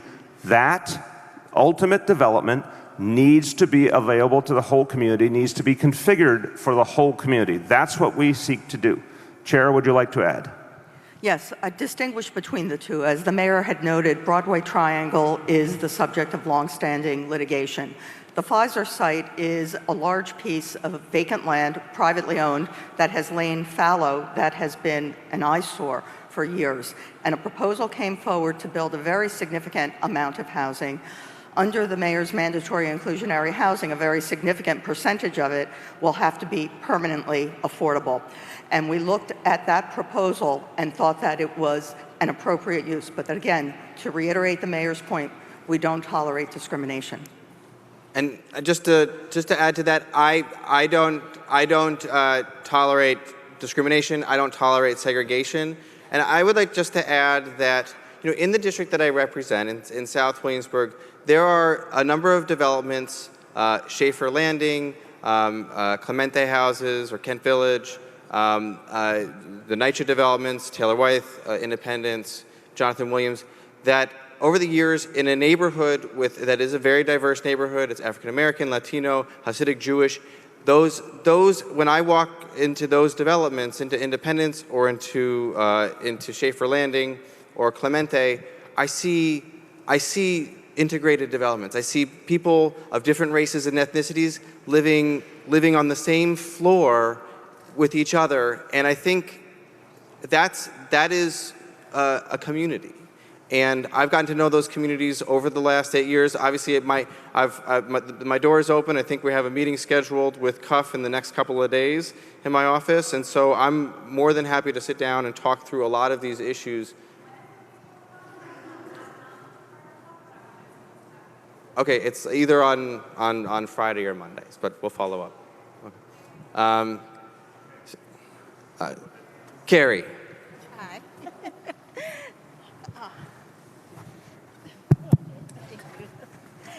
Thank you, Mayor Deblasio and Steve, for opening the Gowanus Center and all the work that you did to get this center open. You're very welcome.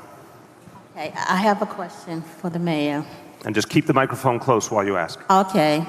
How will you support and enforce the recommendations of the controller regarding NYCHA's work?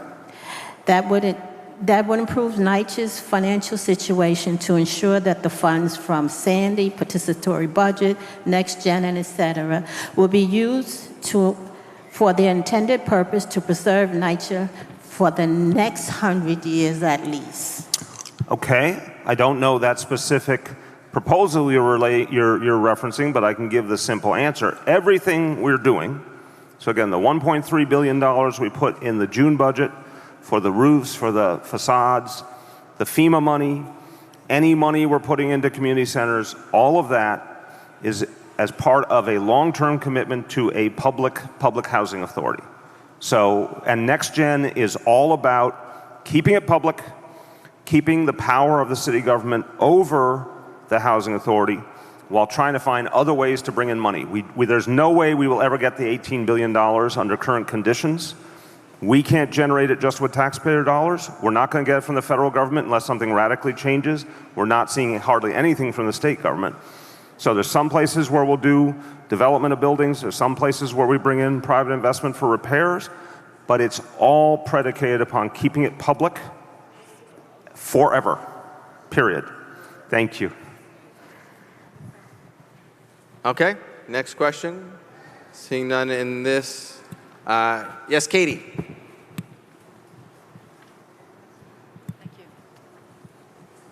Thank you for taking my question. This is directly for you, Mr. Mayor. When somebody else asked such a question on this topic at another town hall, we were told that this is a state issue. It's not a state issue. I'm sure that you care about the adult population that are low literacy in this city. I'm sorry, the what? The adult population, the adults in the city who are of low literacy. Mm-hmm. And I'm here and others are here to tell you about the gross mismanagement of the DOC Office of Adult Education, which serves 30,000 adult literacy students in NYC. I want to know from you personally, did you know that in 2016, we just got the numbers, it took us 2 weeks because they don't publish them publicly, that 32 students in Brooklyn, 32 students got their high school diploma. In New York City total, out of this office of 30,000 students, 77 students. And in the Bronx, 0. This is due to mismanagement, and this needs to be looked into. Councilman Drum met with us and conducted hearings on this on September 20th. Who did? 12 of us, Councilman Drum. Drum? He asked us specifically to come and testify. He said he'd never seen so many teachers testify at a hearing. There were 12 of us who testified, and there were more of us there. Okay, I've got it. Okay, and I also just want to say they're out of compliance with testing. I am asking, this is my question, if you would personally please read this overview about the problems. For the past 5 years, Sure. we've hit a brick wall. And number two, Okay, no, number two. Sorry. I know you're passionate. I'm going to take that, and I'm going to speak to the question. Thank you. And I will read it, yes. I appreciate that what you're saying you believe. I'm not going to affirm it because I don't know that. The question at the previous town hall meeting was about the funding stream. I agree with you. I think there was a miscommunication. It was about the funding stream. And bluntly, the question was, where did the money come from? It came from the state. The state canceled it in the last budget, the question was, would we replace it? We're not in a position to replace it yet. That is the honest answer. Don't just listen. Listen. You can follow up. You can tell me if I'm wrong after you research it. The state of New York made a series of cuts in the state budget. Adult literacy was one of those areas. Childcare was a series of areas that added up. It was 10 million here, it was 20 million there. It added up substantially. We talked about it all through the city budget process too. Some cases we found alternative funds, some cases we didn't. That's my understanding that is the question on the funding. On the question of how things are being managed by DOE, I will talk to Councilmember Drum and I'll read this. Thank you. Thank you, Katie. This section, Doug? All right. Thank you, Council Member Levin. Thank you, Mayor, for your commitment to education. And this kind of follows up maybe a little bit tangentially to the young lady here who was talking about segregation in schools. My son's a student at the Harbor School, which is the New York Harbor School on Governor's Island, which is a wonderful and very diverse career technical high school education, serving underserved young men and women citywide, started in Bushwick. However, it's a victim of its own success. It's now overcrowded. It's to the point where students are sitting on radiators. It needs a pool for the Marine program, a gym, and an auditorium, and more classrooms. What's the question? To protect the diversity and its roots of serving the underserved children and students, the opportunity for these students, can you promise to look into and secure the funding and space on Governor's Island for new classrooms before that window closes, and meet with school leadership or have your team meet with them to discuss that? I don't know this issue. I can certainly look into it. Maybe the president of the School Construction Authority knows something about this. And what do you know? Push up. There you go. Actually, I do know about the Harbor School. As a matter of fact, we created the Harbor School. We love that building, and we're working very hard with your principal and with an entire association to provide a intermediate school on the shores of Brooklyn, as well as one on the shores of Staten Island, to feed into the Harbor School.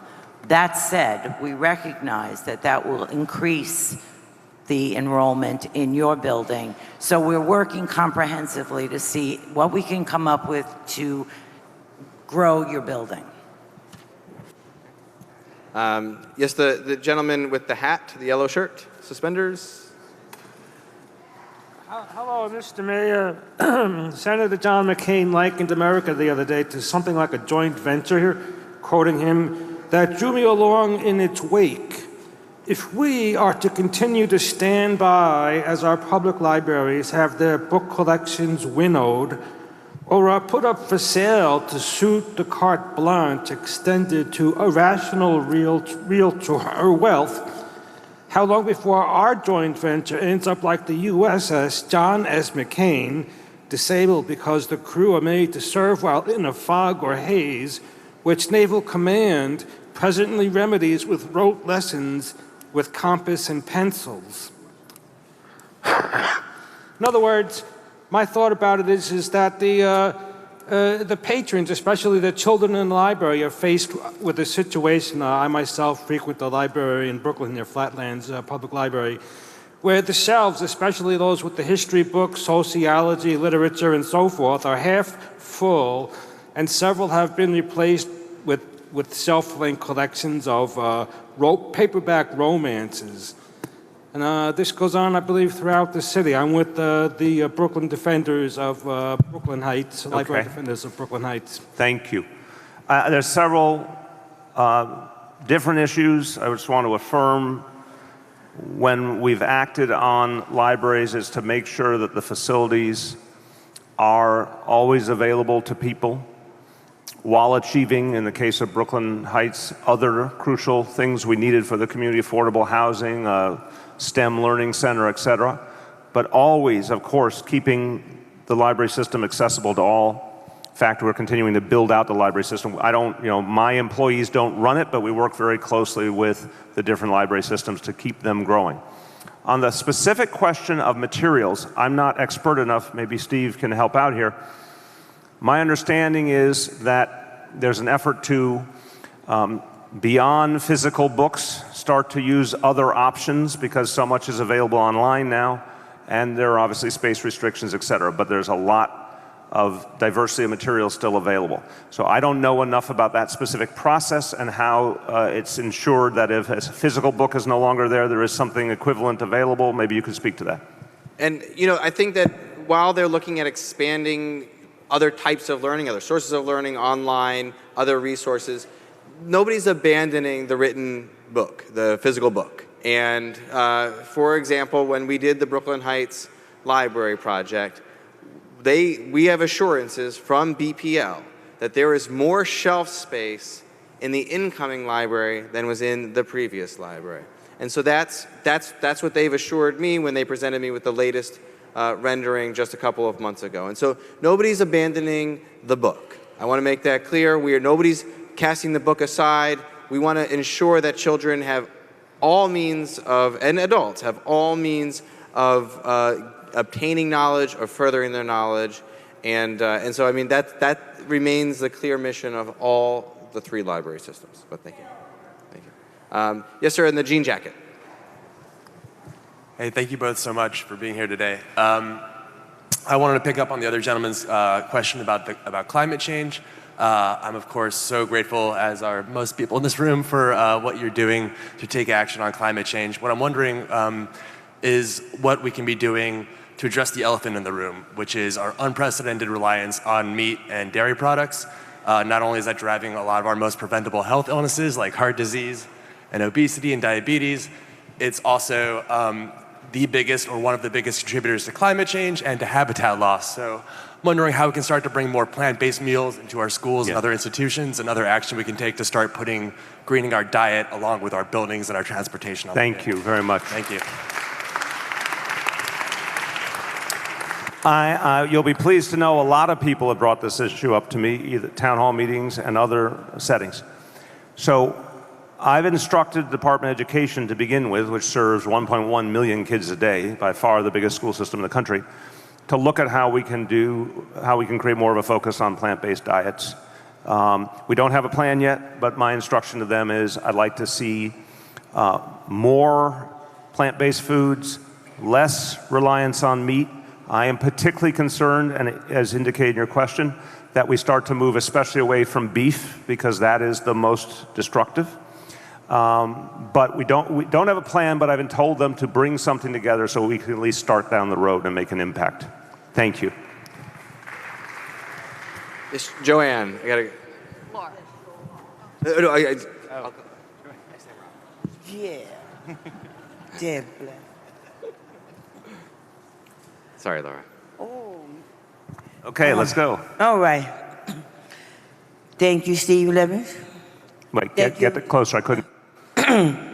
Thank you, Steve Levin. Thank you, Mayor Deblasio. Nice meeting y'all. Okay, first time. Okay, not you, Steve. Anyway, my name is Joanne Brown, and I'm on the Community Board 6, part of Thomas Green Park, part of Fifth Avenue Committee, part of Ferry. Okay, ladies. All right. But anyway, now, Steve, you know our area. We do not have our laundry department. Remember, they don't knock down all of our laundry over there. Remember, on 3rd Avenue, we don't have the laundry no longer, okay? Now you have a lot of elderly. I'm going to look at it like the elderly, they're walking 3 blocks, either 4 blocks to go to the laundry. And remember, the snow is coming, and the ice is going to be coming, right? So now we have all these brand new buildings up all around us now, but then they are not putting any laundry or either our grocery stores, like our favorite store, Key Food. Yep. Okay, they're gonna be closing soon, but then we still need our stores. We don't have a decent store that we can go to in that area, okay? But then at the same time, you have people that cannot afford to go to the Whole Foods and all them other expensive stores now, okay? Yep. So now, I would like very much if you can look into how you can put a laundry department someplace into those buildings so that we can go to them, okay? And also make sure that we have like a decent food department that we can go to, like fruits and vegetables, okay, Steve? Okay. So, all right, thank you. Steve, again, we're trying to keep it to one topic per person for everyone's benefit, but on the laundry question in particular, I'm not familiar with the details physically. Let you start. What do you think we can do in this case? Well, on both the Gowanus rezoning conversation and when we're talking about Next Gen NYCHA, two things that you spoke about, which are both very important. Affordable laundry, affordable food shopping are top priorities, because you're right. When we've lost in the community around Wyckoff and Gowanus, a lot of affordable food options, and Warren Street, Warren Street, sorry, Joanne, and Warren Street, and then on top of it, losing the B-71 bus. So this has been a thing that Councilmember Lander and Assemblywoman Simon have really been out in front on just in the recent weeks to make sure that we get the MTA to restore the B-71 bus. That was cut in 2010 when we were going through a financial crisis. Now the economy is doing pretty well, the MTA can afford to restore that B-71 bus, which would allow, that goes along Union Street and really gets people around to affordable food and laundry options. So we're working on it. Thank you, Joanne, for bringing up those issues. Okay. Yes, the young man here on the left with the beard. Yes, you, sir. Thank you. Thank you, sir. Welcome, Mr. Mayor. Closer. My question has to do with the Thomas Green Park in the Gowanus area. It's very complicated because you have a super fund and you have all sorts of things. The Double D pool. We'd like to find out when would the neighborhood be involved and what are the plans for that area? Okay, so it's between our DEP Commissioner, Vinnie Sapienza, our Parks Commissioner, Mitch Silver. My understanding is that we have found a way to not have to use the park for those tanks related to the Superfund site. Is that accurate? Correct. So the park will not be compromised because of the Superfund activity, right? So two things. Let me just expand on that, Mayor. So EPA in 2010 determined the Gowanus Canal to be a Superfund. Part of the remedy was for New York City to build 2 massive holding tanks to reduce the amount of sewage overflows into the Gowanus. EPA originally proposed to put one of those tanks under Thomas Green Double D Park because the city already owned the property, so the work could proceed in an expeditious manner. We believe that the park was important to the community, and so we proposed to EPA an alternate site that we are now undergoing a negotiated acquisition on with a private owner, so that's happening now to save the park. Okay. Anything to add, or are you good? Okay, thank you. Okay. Yes, sir. Going back. Hi, good evening. Put it close to you. We can't hear you. Close. Good evening. There you go. So escalating commercial rents around the city have really caused a change in a lot of our neighborhoods. I'd like to know what the city is doing to alleviate some of the problems where ever escalating rents are causing a lot of retail vacancies. The retail vacancy rate is a lot higher than it has ever been. Where's your business, sir? Sorry? Where's your business? On Atlantic Avenue in Brooklyn Heights. Thank you very much. Okay. It's a serious problem. There is a real problem in this city with small businesses closing. Now, to be fair, there's always been a lot of small business turnover in New York City, but something different is happening now that is very disruptive to communities. I want to start at the beginning. Some of this is economic and consumer choice-based. So a lot of people are turning to Amazon and other online options. That's one of the underlying factors, not the only. It's one of them. I would say, and I've said this at a bunch of town hall meetings, and I want to say it to everyone in this room, if, like me, you love your local neighborhood stores, your bakeries, your cafes, your clothing stores, all these things, then you need to spend your money there and not at Starbucks and not on other alternative places.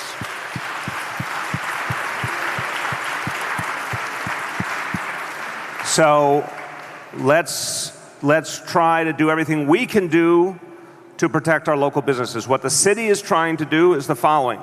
We've reduced the small business fines. It's one piece of a bigger equation. But those fines are down 40% compared to 4 years ago. At least that puts some money back in the small business pockets. We found some of the taxes that we could reduce on small business, and we did that 2 years ago when there was a bigger tax reform with the state.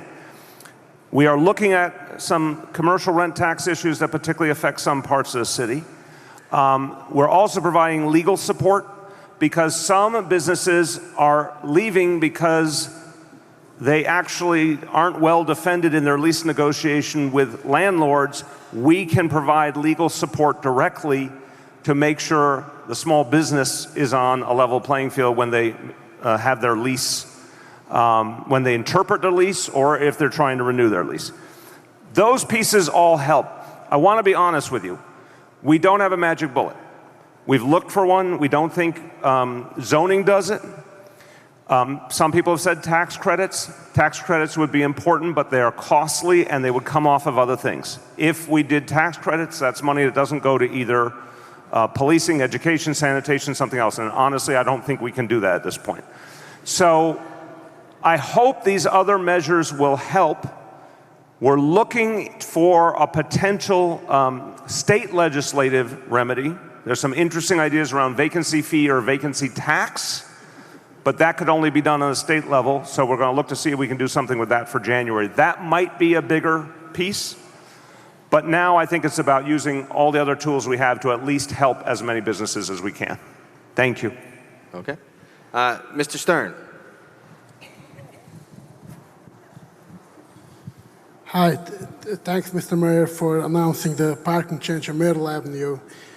Myrtle Avenue actually has daily street cleaning. Closer, so I can hear you. Myrtle have daily street cleaning twice a day, and in the section between Nostrand and Classen, it's now largely residential, and this creates a lot of hardship finding parking in the area. So I'm wondering if the change will also address this issue. What block is that? Myrtle between Nostrand and Classen. What? Okay, say it again. So it's Myrtle? Myrtle between Nostrand and Classen. And just, you're saying what I couldn't hear all of it. Daily street cleaning twice a day. So it's not twice a day. Twice a day, each side a half an hour, 7:30 to 8 and 8 to 8:30. Go ahead. So this is what the mayor announced earlier in the evening, that we were eliminating the Saturday of alternate side in that section to match what we're doing on the meters. And we are looking at all of the alternate side within Community Board 1, which will move from 2 times for each side to 1 time for each side. 6 day a week cleaning on Myrtle Avenue. For alternate side, it's like literally they do the street sweeping there.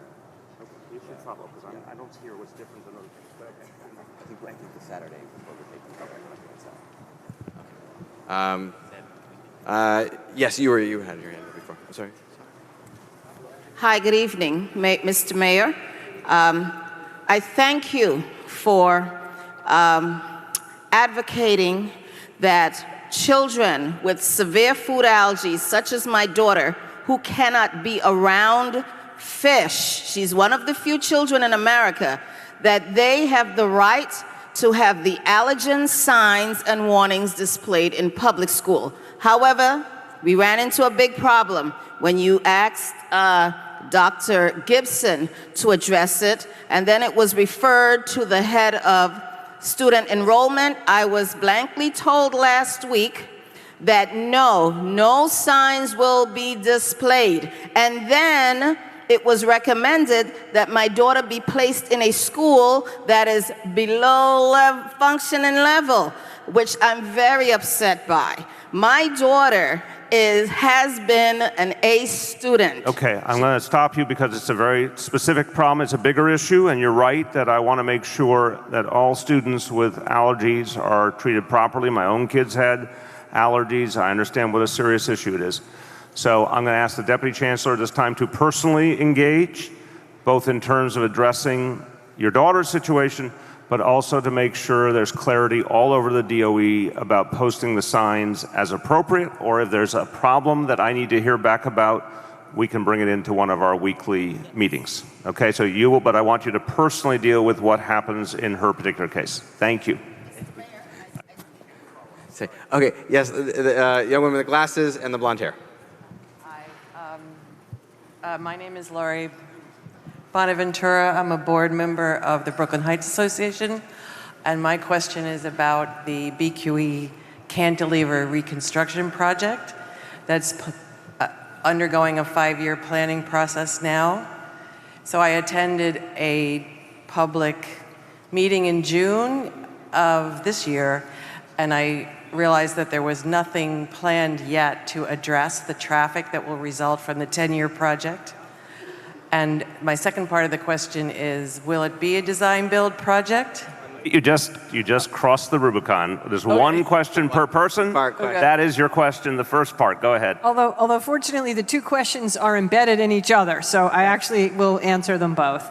Because the timetable in part does depend on design build, and you're obviously knowledgeable about this project, enormous project to rehabilitate the BQE all the way from Atlantic to Sands. And depending on whether we can get design build, the project is either a 5-year project or a 7 to 8 year project. We have tried up in Albany the past few years to get authorization for design build. We have not succeeded.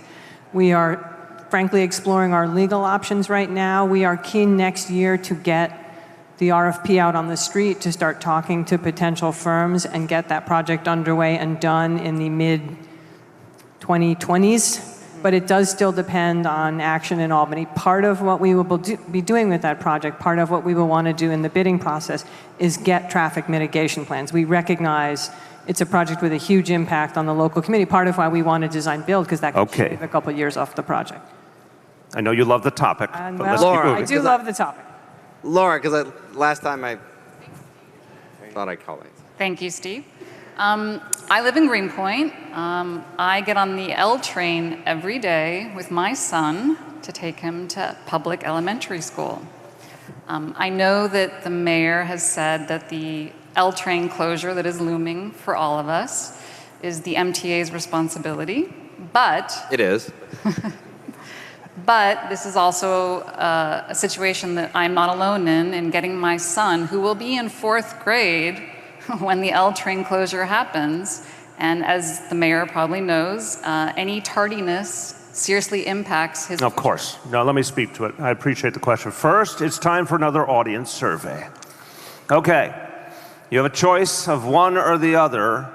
The question is, who runs the MTA? Is it the state of New York or is it the city of New York? Who thinks the state runs the MTA? Raise your hand if you think it's the state.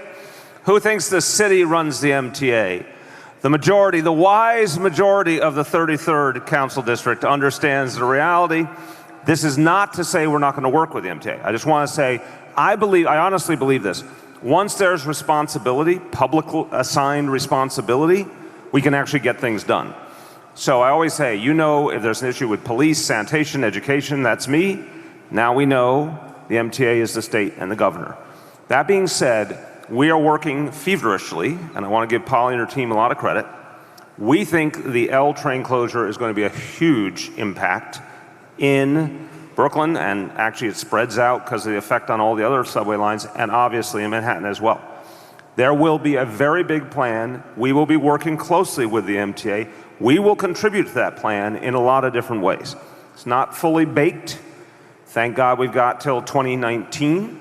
But you will start to hear more as we get into the new year on specific things that the city, in fact, will tangibly do to make sure that people can keep living their lives and keep moving while we have that period of change. Thank you. Okay. In this section? Yes, the young woman in the red shirt. Hello, my name is Daphne, and I have a question, a serious question. What are you doing, Mr. Mayor, for violence in the school, the public schools? I'm a victim. I got assaulted by the payroll secretary, not a student, a payroll secretary who is doing my payroll currently. And You're saying by an employee of the Yes. schools? And the principal tried to sweep it below the table, but I pressed the police, and they went and they arrested her. And I've been to court back and forth, Okay. trying to get some.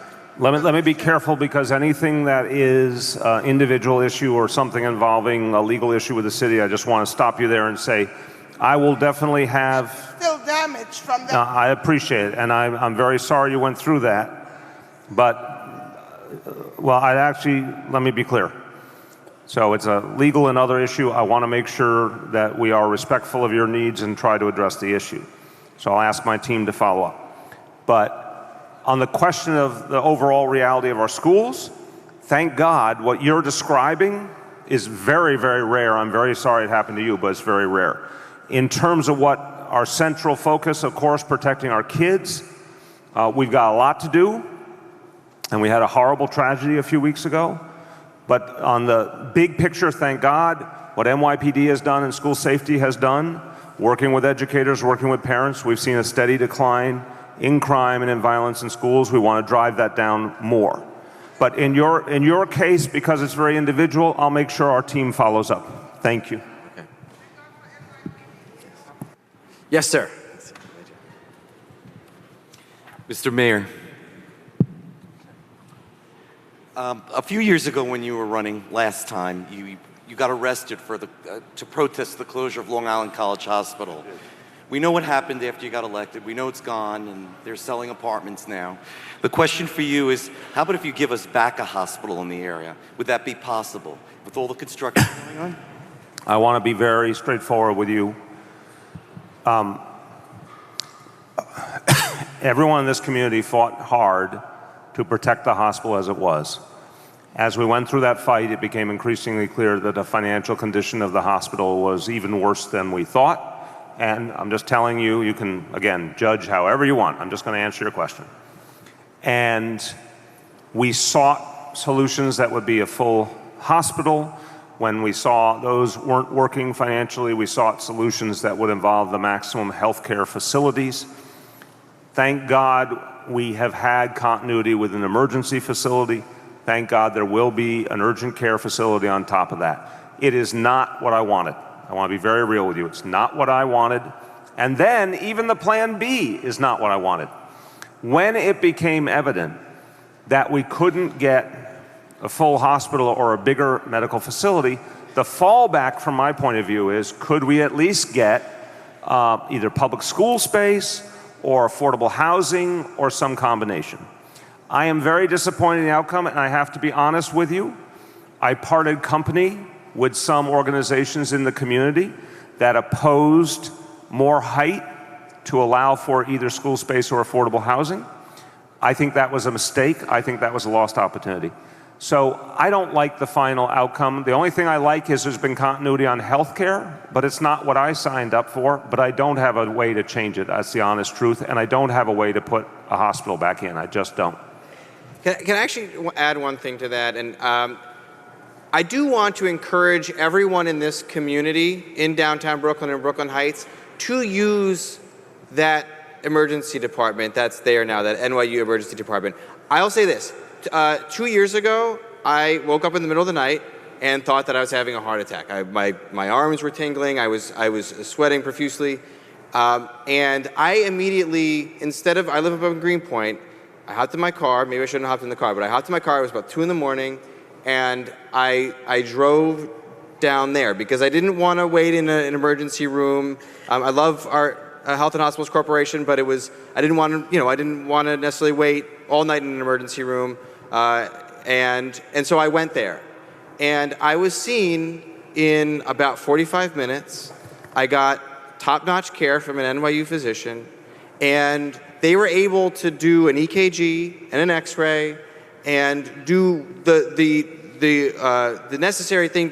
Had I been having a heart attack, they would have been able to stabilize me and get me to a long-term hospital. But I do want to encourage people. It is an emergency department. It does work. It is manned by NYU physicians, and so I just want to encourage people to actually use it. It's not, some folks might want to boycott it. It's not worth boycotting when it comes to, your health and safety. So, yes, young woman with the sunglasses, yes. Okay, my name is Sarah. I'm a student in St. Francis College. And my question is, how can homeless people get housing and their family too?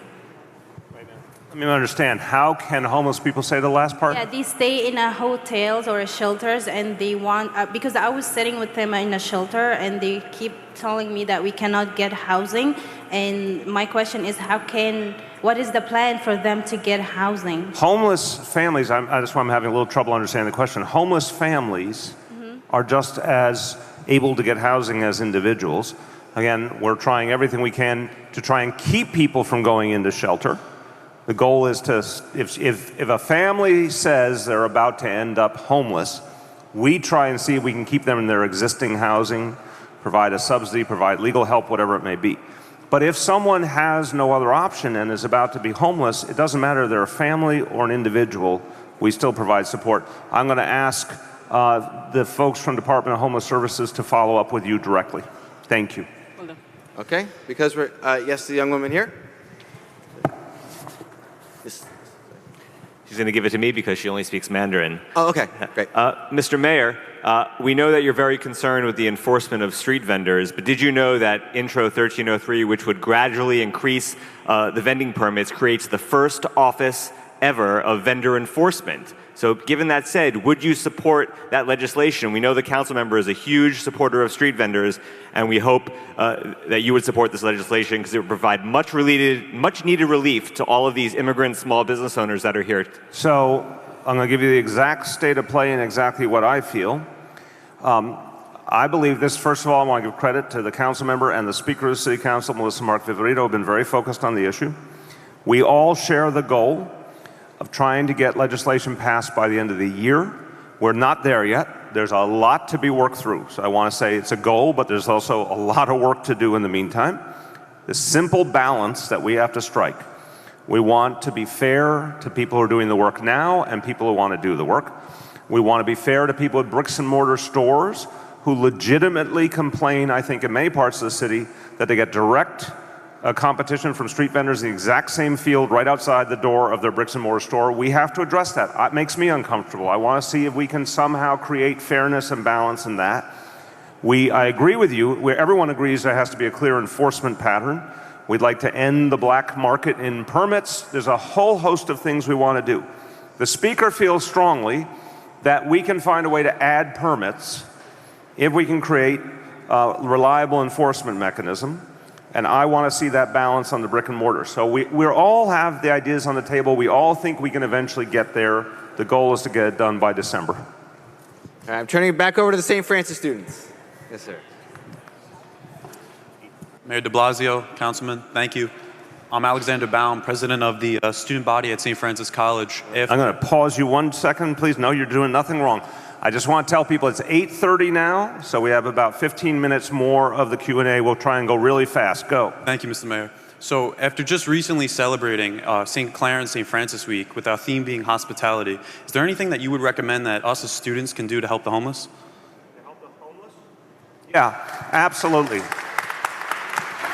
Thank you, first of all. Thank you for your leadership, and thank you for the question, because I am a big believer in the generation coming up having a very strong social conscience, and I am encouraged by your question. Yes, the simple thing to do when you see someone who's homeless, we need to know about it. We have the biggest outreach initiative in the history of the city called Homestat. It is predicated on engaging homeless people very consistently, intensively to figure out what they need to come in off the streets and stay off. But we need to know where someone is and who's in need. Call 311. That simple act goes a long way. Thank you.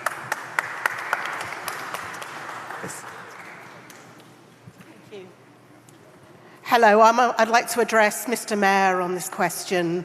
I'm the proud parent of a child at Success Academy, Cobble Hill.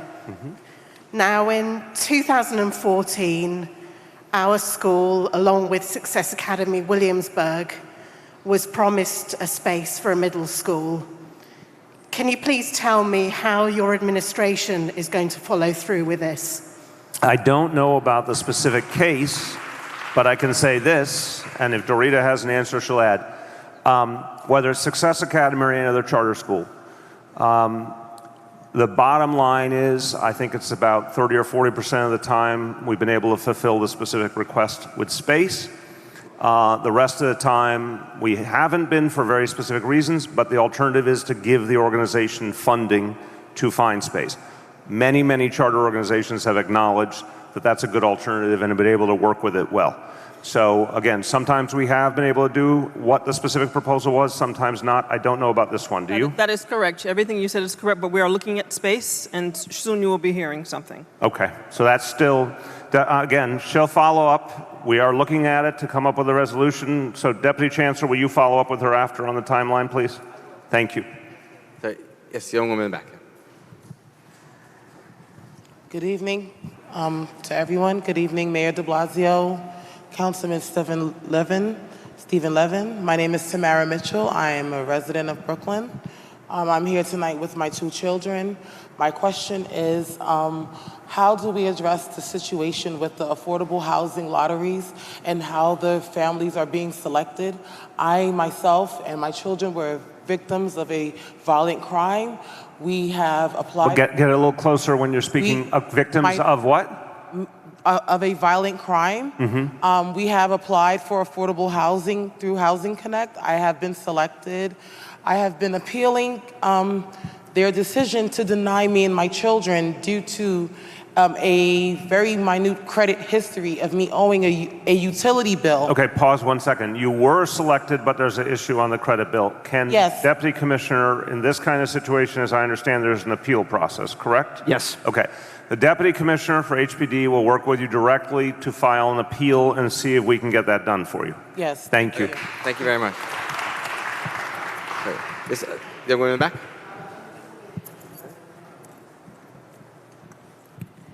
Hi, I'm a tenants' rights lawyer at Brooklyn Legal Services Corporation A, and we at Brooklyn A have seen a lot of surge of tenants with cooking gas outages. In particular, we've been working with Councilmember Levin and with Ben Colombo from DOB on 454 Bedford Avenue, which has not had cooking gas for 20 months after a gas leak in February of 2016. Now, one of the problems here has been that there's a great lack of transparency, and we're often forced to rely on the landlord's claims and misrepresentations when we're trying to figure things out. You know, we're not plumbers. We don't know, So tell me what you need. So we essentially need, in this building, we need greater DOB transparency, particularly on the current issue of whether the gas risers have been inspected. It's a privately owned building, right? Private landlord building. Okay. DOB claims the risers have been inspected. The website doesn't seem to reflect that it has. But they still don't have gas. They still don't have Okay. gas. It seems like they might be close, but we just Okay. want it done safely and Do you without any just further leaks. simple? Thank you. Do you know the answer to this? Do you know do you know the status of this individual building? Yes or no? Yes. Yes. Go ahead.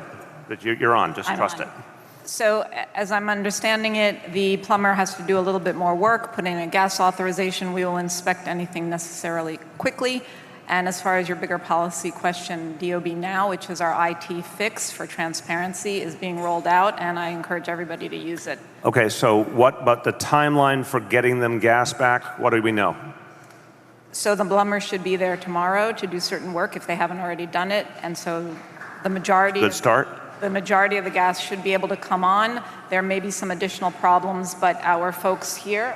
Okay, simple. When do we think the gas will be back on? Just help this weekend. Okay, good. Thank you. Thanks for your good work. Okay. Rabbi Niederman? Mr. Mayor, thank you very much. Good to nice see you, to Rabbi. see you here, and Councilman Levin.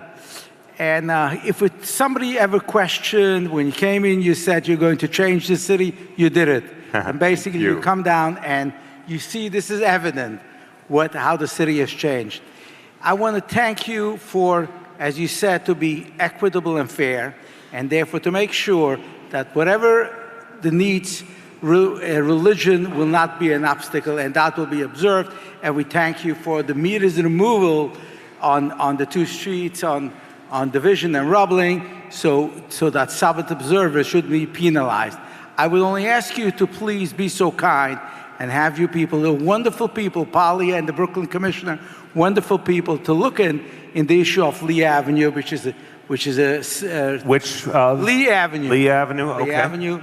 So we ask you to please look at that, because it's a very important. This is about alternate side or meters? Meters. Meters, okay. So department, just have to follow up, unless you have an easy answer. I don't have any. Then you're going to follow up with the rabbi. Follow up Thank with you. Rabbi Nydia. Thank you, Commissioner. Thank you, Rabbi. Yes, sir, in the T-shirt, yes. Hi, my name is Steve Arthur. I'm a cyclist. I bike across the Brooklyn Bridge now, and it's actually pretty delightful in the morning. There's not a lot of conflicts with the overcrowding, but when I come back from work, it's like very crowded. So I've heard of other solutions floating around that seem... In terms of making it easier for people to cross? In terms of having a safe separation of pedestrians and cyclists. Polly, you're over here now. Don't be distracted by those people, Polly. So Come back. basically, my idea... This is about Brooklyn Bridge Park and helping cyclists and pedestrians move more... Brooklyn Bridge, and having cyclists and pedestrians be able to move over the bridge more smoothly and with more separation. Go ahead. So my idea was that many other bike lanes in the city, they're painted green. So I thought that the bike lane on the Brooklyn Bridge could be painted green. It would be sort of like the concept. Right now it's like this, where there's a little strip of yellow, but it's gray on both sides, whereas what I'd be proposing be very distinct colors. So- and I think it's very economical. Got it. So Brooklyn Bridge, as you know, we've been looking at the bigger question of can we expand the space overall for pedestrians and cyclists on the Brooklyn Bridge? Complicated question. We're actually going to have to go back and reevaluate the strength of all the old cables. It is a historic bridge. It is overseen by the Landmarks Preservation. Okay, punchline. Well, we can't just paint green paint without getting landmarks to go along, and that would probably be an involved process, but we can talk to them about it. It's something we'll consider.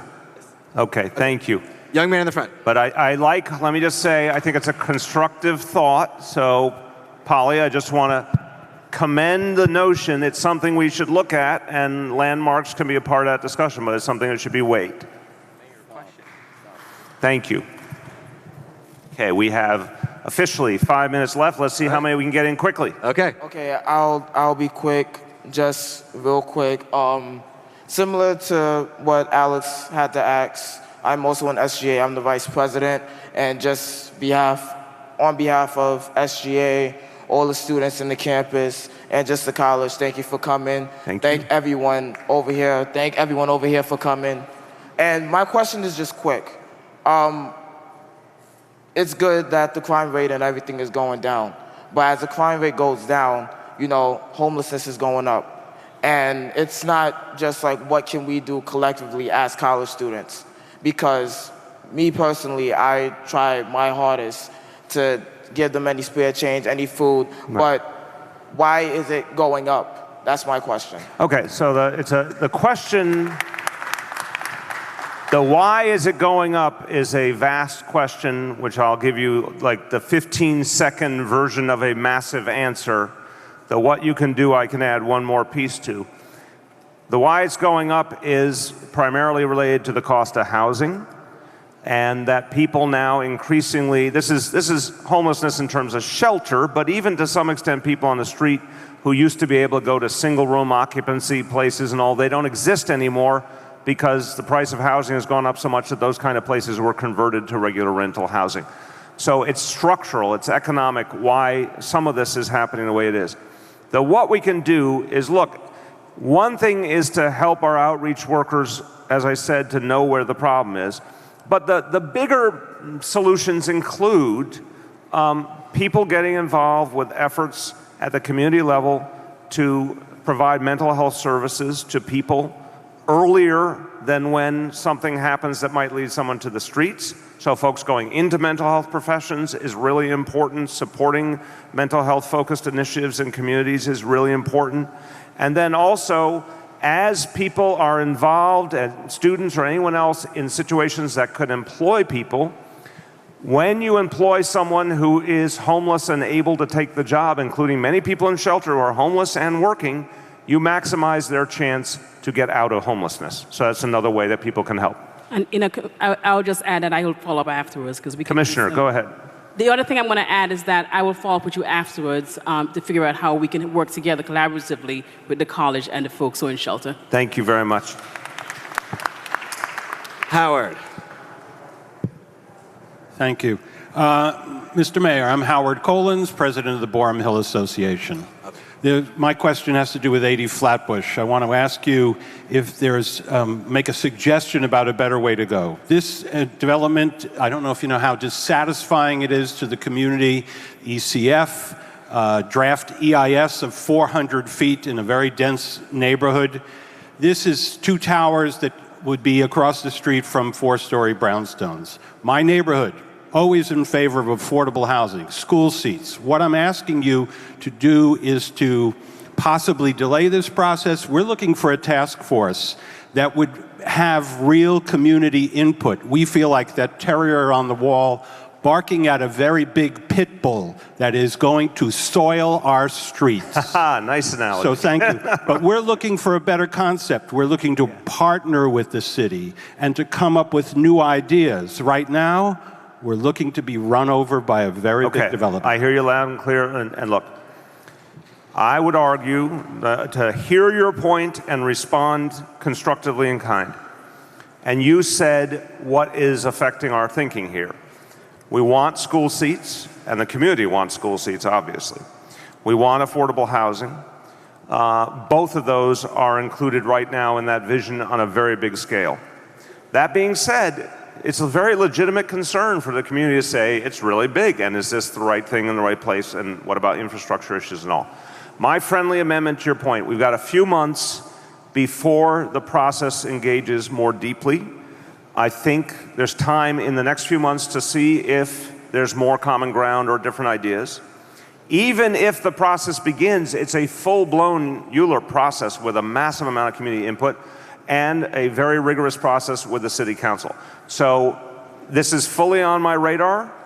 I see some really great potential in this development. I see some real issues and challenges too. What I'd ask is the chair of the City Planning Commission that ahead of certification, since there's still several months, if you would personally sit with the community, so the chair herself will come out and see you, and talk about if there's other thoughts and ideas, and let's weigh them before we decide how to proceed. Gladly. Okay, thank you. I'm going to call on Rolf because he's been very patient all night. Rolf. Time for two more. Hello. My question is regarding filming and respite periods. My name is Rolf Carl. I live in Greenpoint, which is the Get a little closer. I live in Greenpoint, which is the #1 filmed-in community according to city data. My question is, will you consider a proposal that would make respite periods very long? And let's just say a year. Before, that was the question. My friend, that's the question. It's a good question. That is the I question. got you. So let me say to everyone, there's going to be one more formal question, but I want to remind you what I said in the beginning. You've got all the leadership of all sorts of agencies right here. So if you did not get your question asked in the formal meeting, please see the pertinent commissioners and raise it to them. On this question, I'm a believer in striking a balance on this, meaning community concerns are very real. Some neighborhoods, yours is a great example, have been through a lot and definitely need some reprieve. That being said, I really like the economic impact overall of the film and TV industry. I want the jobs, I want the opportunity, I want to spread that more deeply in all 5 boroughs. One of the things that Commissioner Menon has focused on before she speaks is getting film production farther out across the 5 boroughs to spread it out and lessen the impact. So I'm not sure I believe in some sort of formal schedule ongoing. I do think we're trying to relieve the pressure wherever we can. Commissioner. That's absolutely right. We are trying to strike that balance to bring production to areas that actually want more production. In CB1, production is actually down 16% last year, and we're on track this year for the same results. In terms of a hiatus, we do put blocks on a hiatus list, and we put them on for approximately 6 months. So I'd be happy to speak to you after this about your particular situation. Okay, Thank you. last question in this panel. Monica. Thank you. Patience is a virtue. Oh, my goodness. Okay, does it work? Okay. Get close. Go ahead. Hi, Mr. Mayor, Steve, who knows me. My name is Monica Underwood. I'm the chair of Fury. My question was, why can't there be a better protection policy for tenants who have to take care of their elderly parents? And also, let me say this before I forget. Thank you for the NCOs. They're great. Excellent. It's working. And thank you for opening the Gowanus Center. It's much needed, you know. Thank you so much. Thank you. But on your first question, just give me a little more so I can get it. Just say a few more sentences. Okay. When you're saying folks who have to do care for elderly relatives, what's the question around that? My question is what is the protection plan? I had a friend, my friend, who died of cancer. Her daughter came back to take care of her. In public housing? In public housing. Okay. Her daughter's handicapped. She was put out of her public housing. Okay, so Dave, I want to make sure we're all saying the same thing. If a family member, a child or other family member comes back into public housing to take care of a sick loved one, how do we approach that? Well, so there's louder. So there's two options. Someone can apply to be temporarily put as a caregiver. Right. And in that case, they're temporary. They're not put on the lease. Right. And second option. And it's not charged against them for the income that they make is not counted against them. Okay. Second option. Second option is they can apply to be a permanent caregiver and permanently put on the lease, and that requires we allow that as long as the apartment's not extremely overcrowded. Okay. So the bottom line is a very real concern you're raising, and I appreciate you raising it. We, the city and NYCHA, should be as flexible and helpful in those cases as we possibly can be. So anyone who has that situation, we want to know about it so we can try to accommodate them. Thank you, everyone. Ladies and gentlemen, Mayor Bill de Blasio, thank you.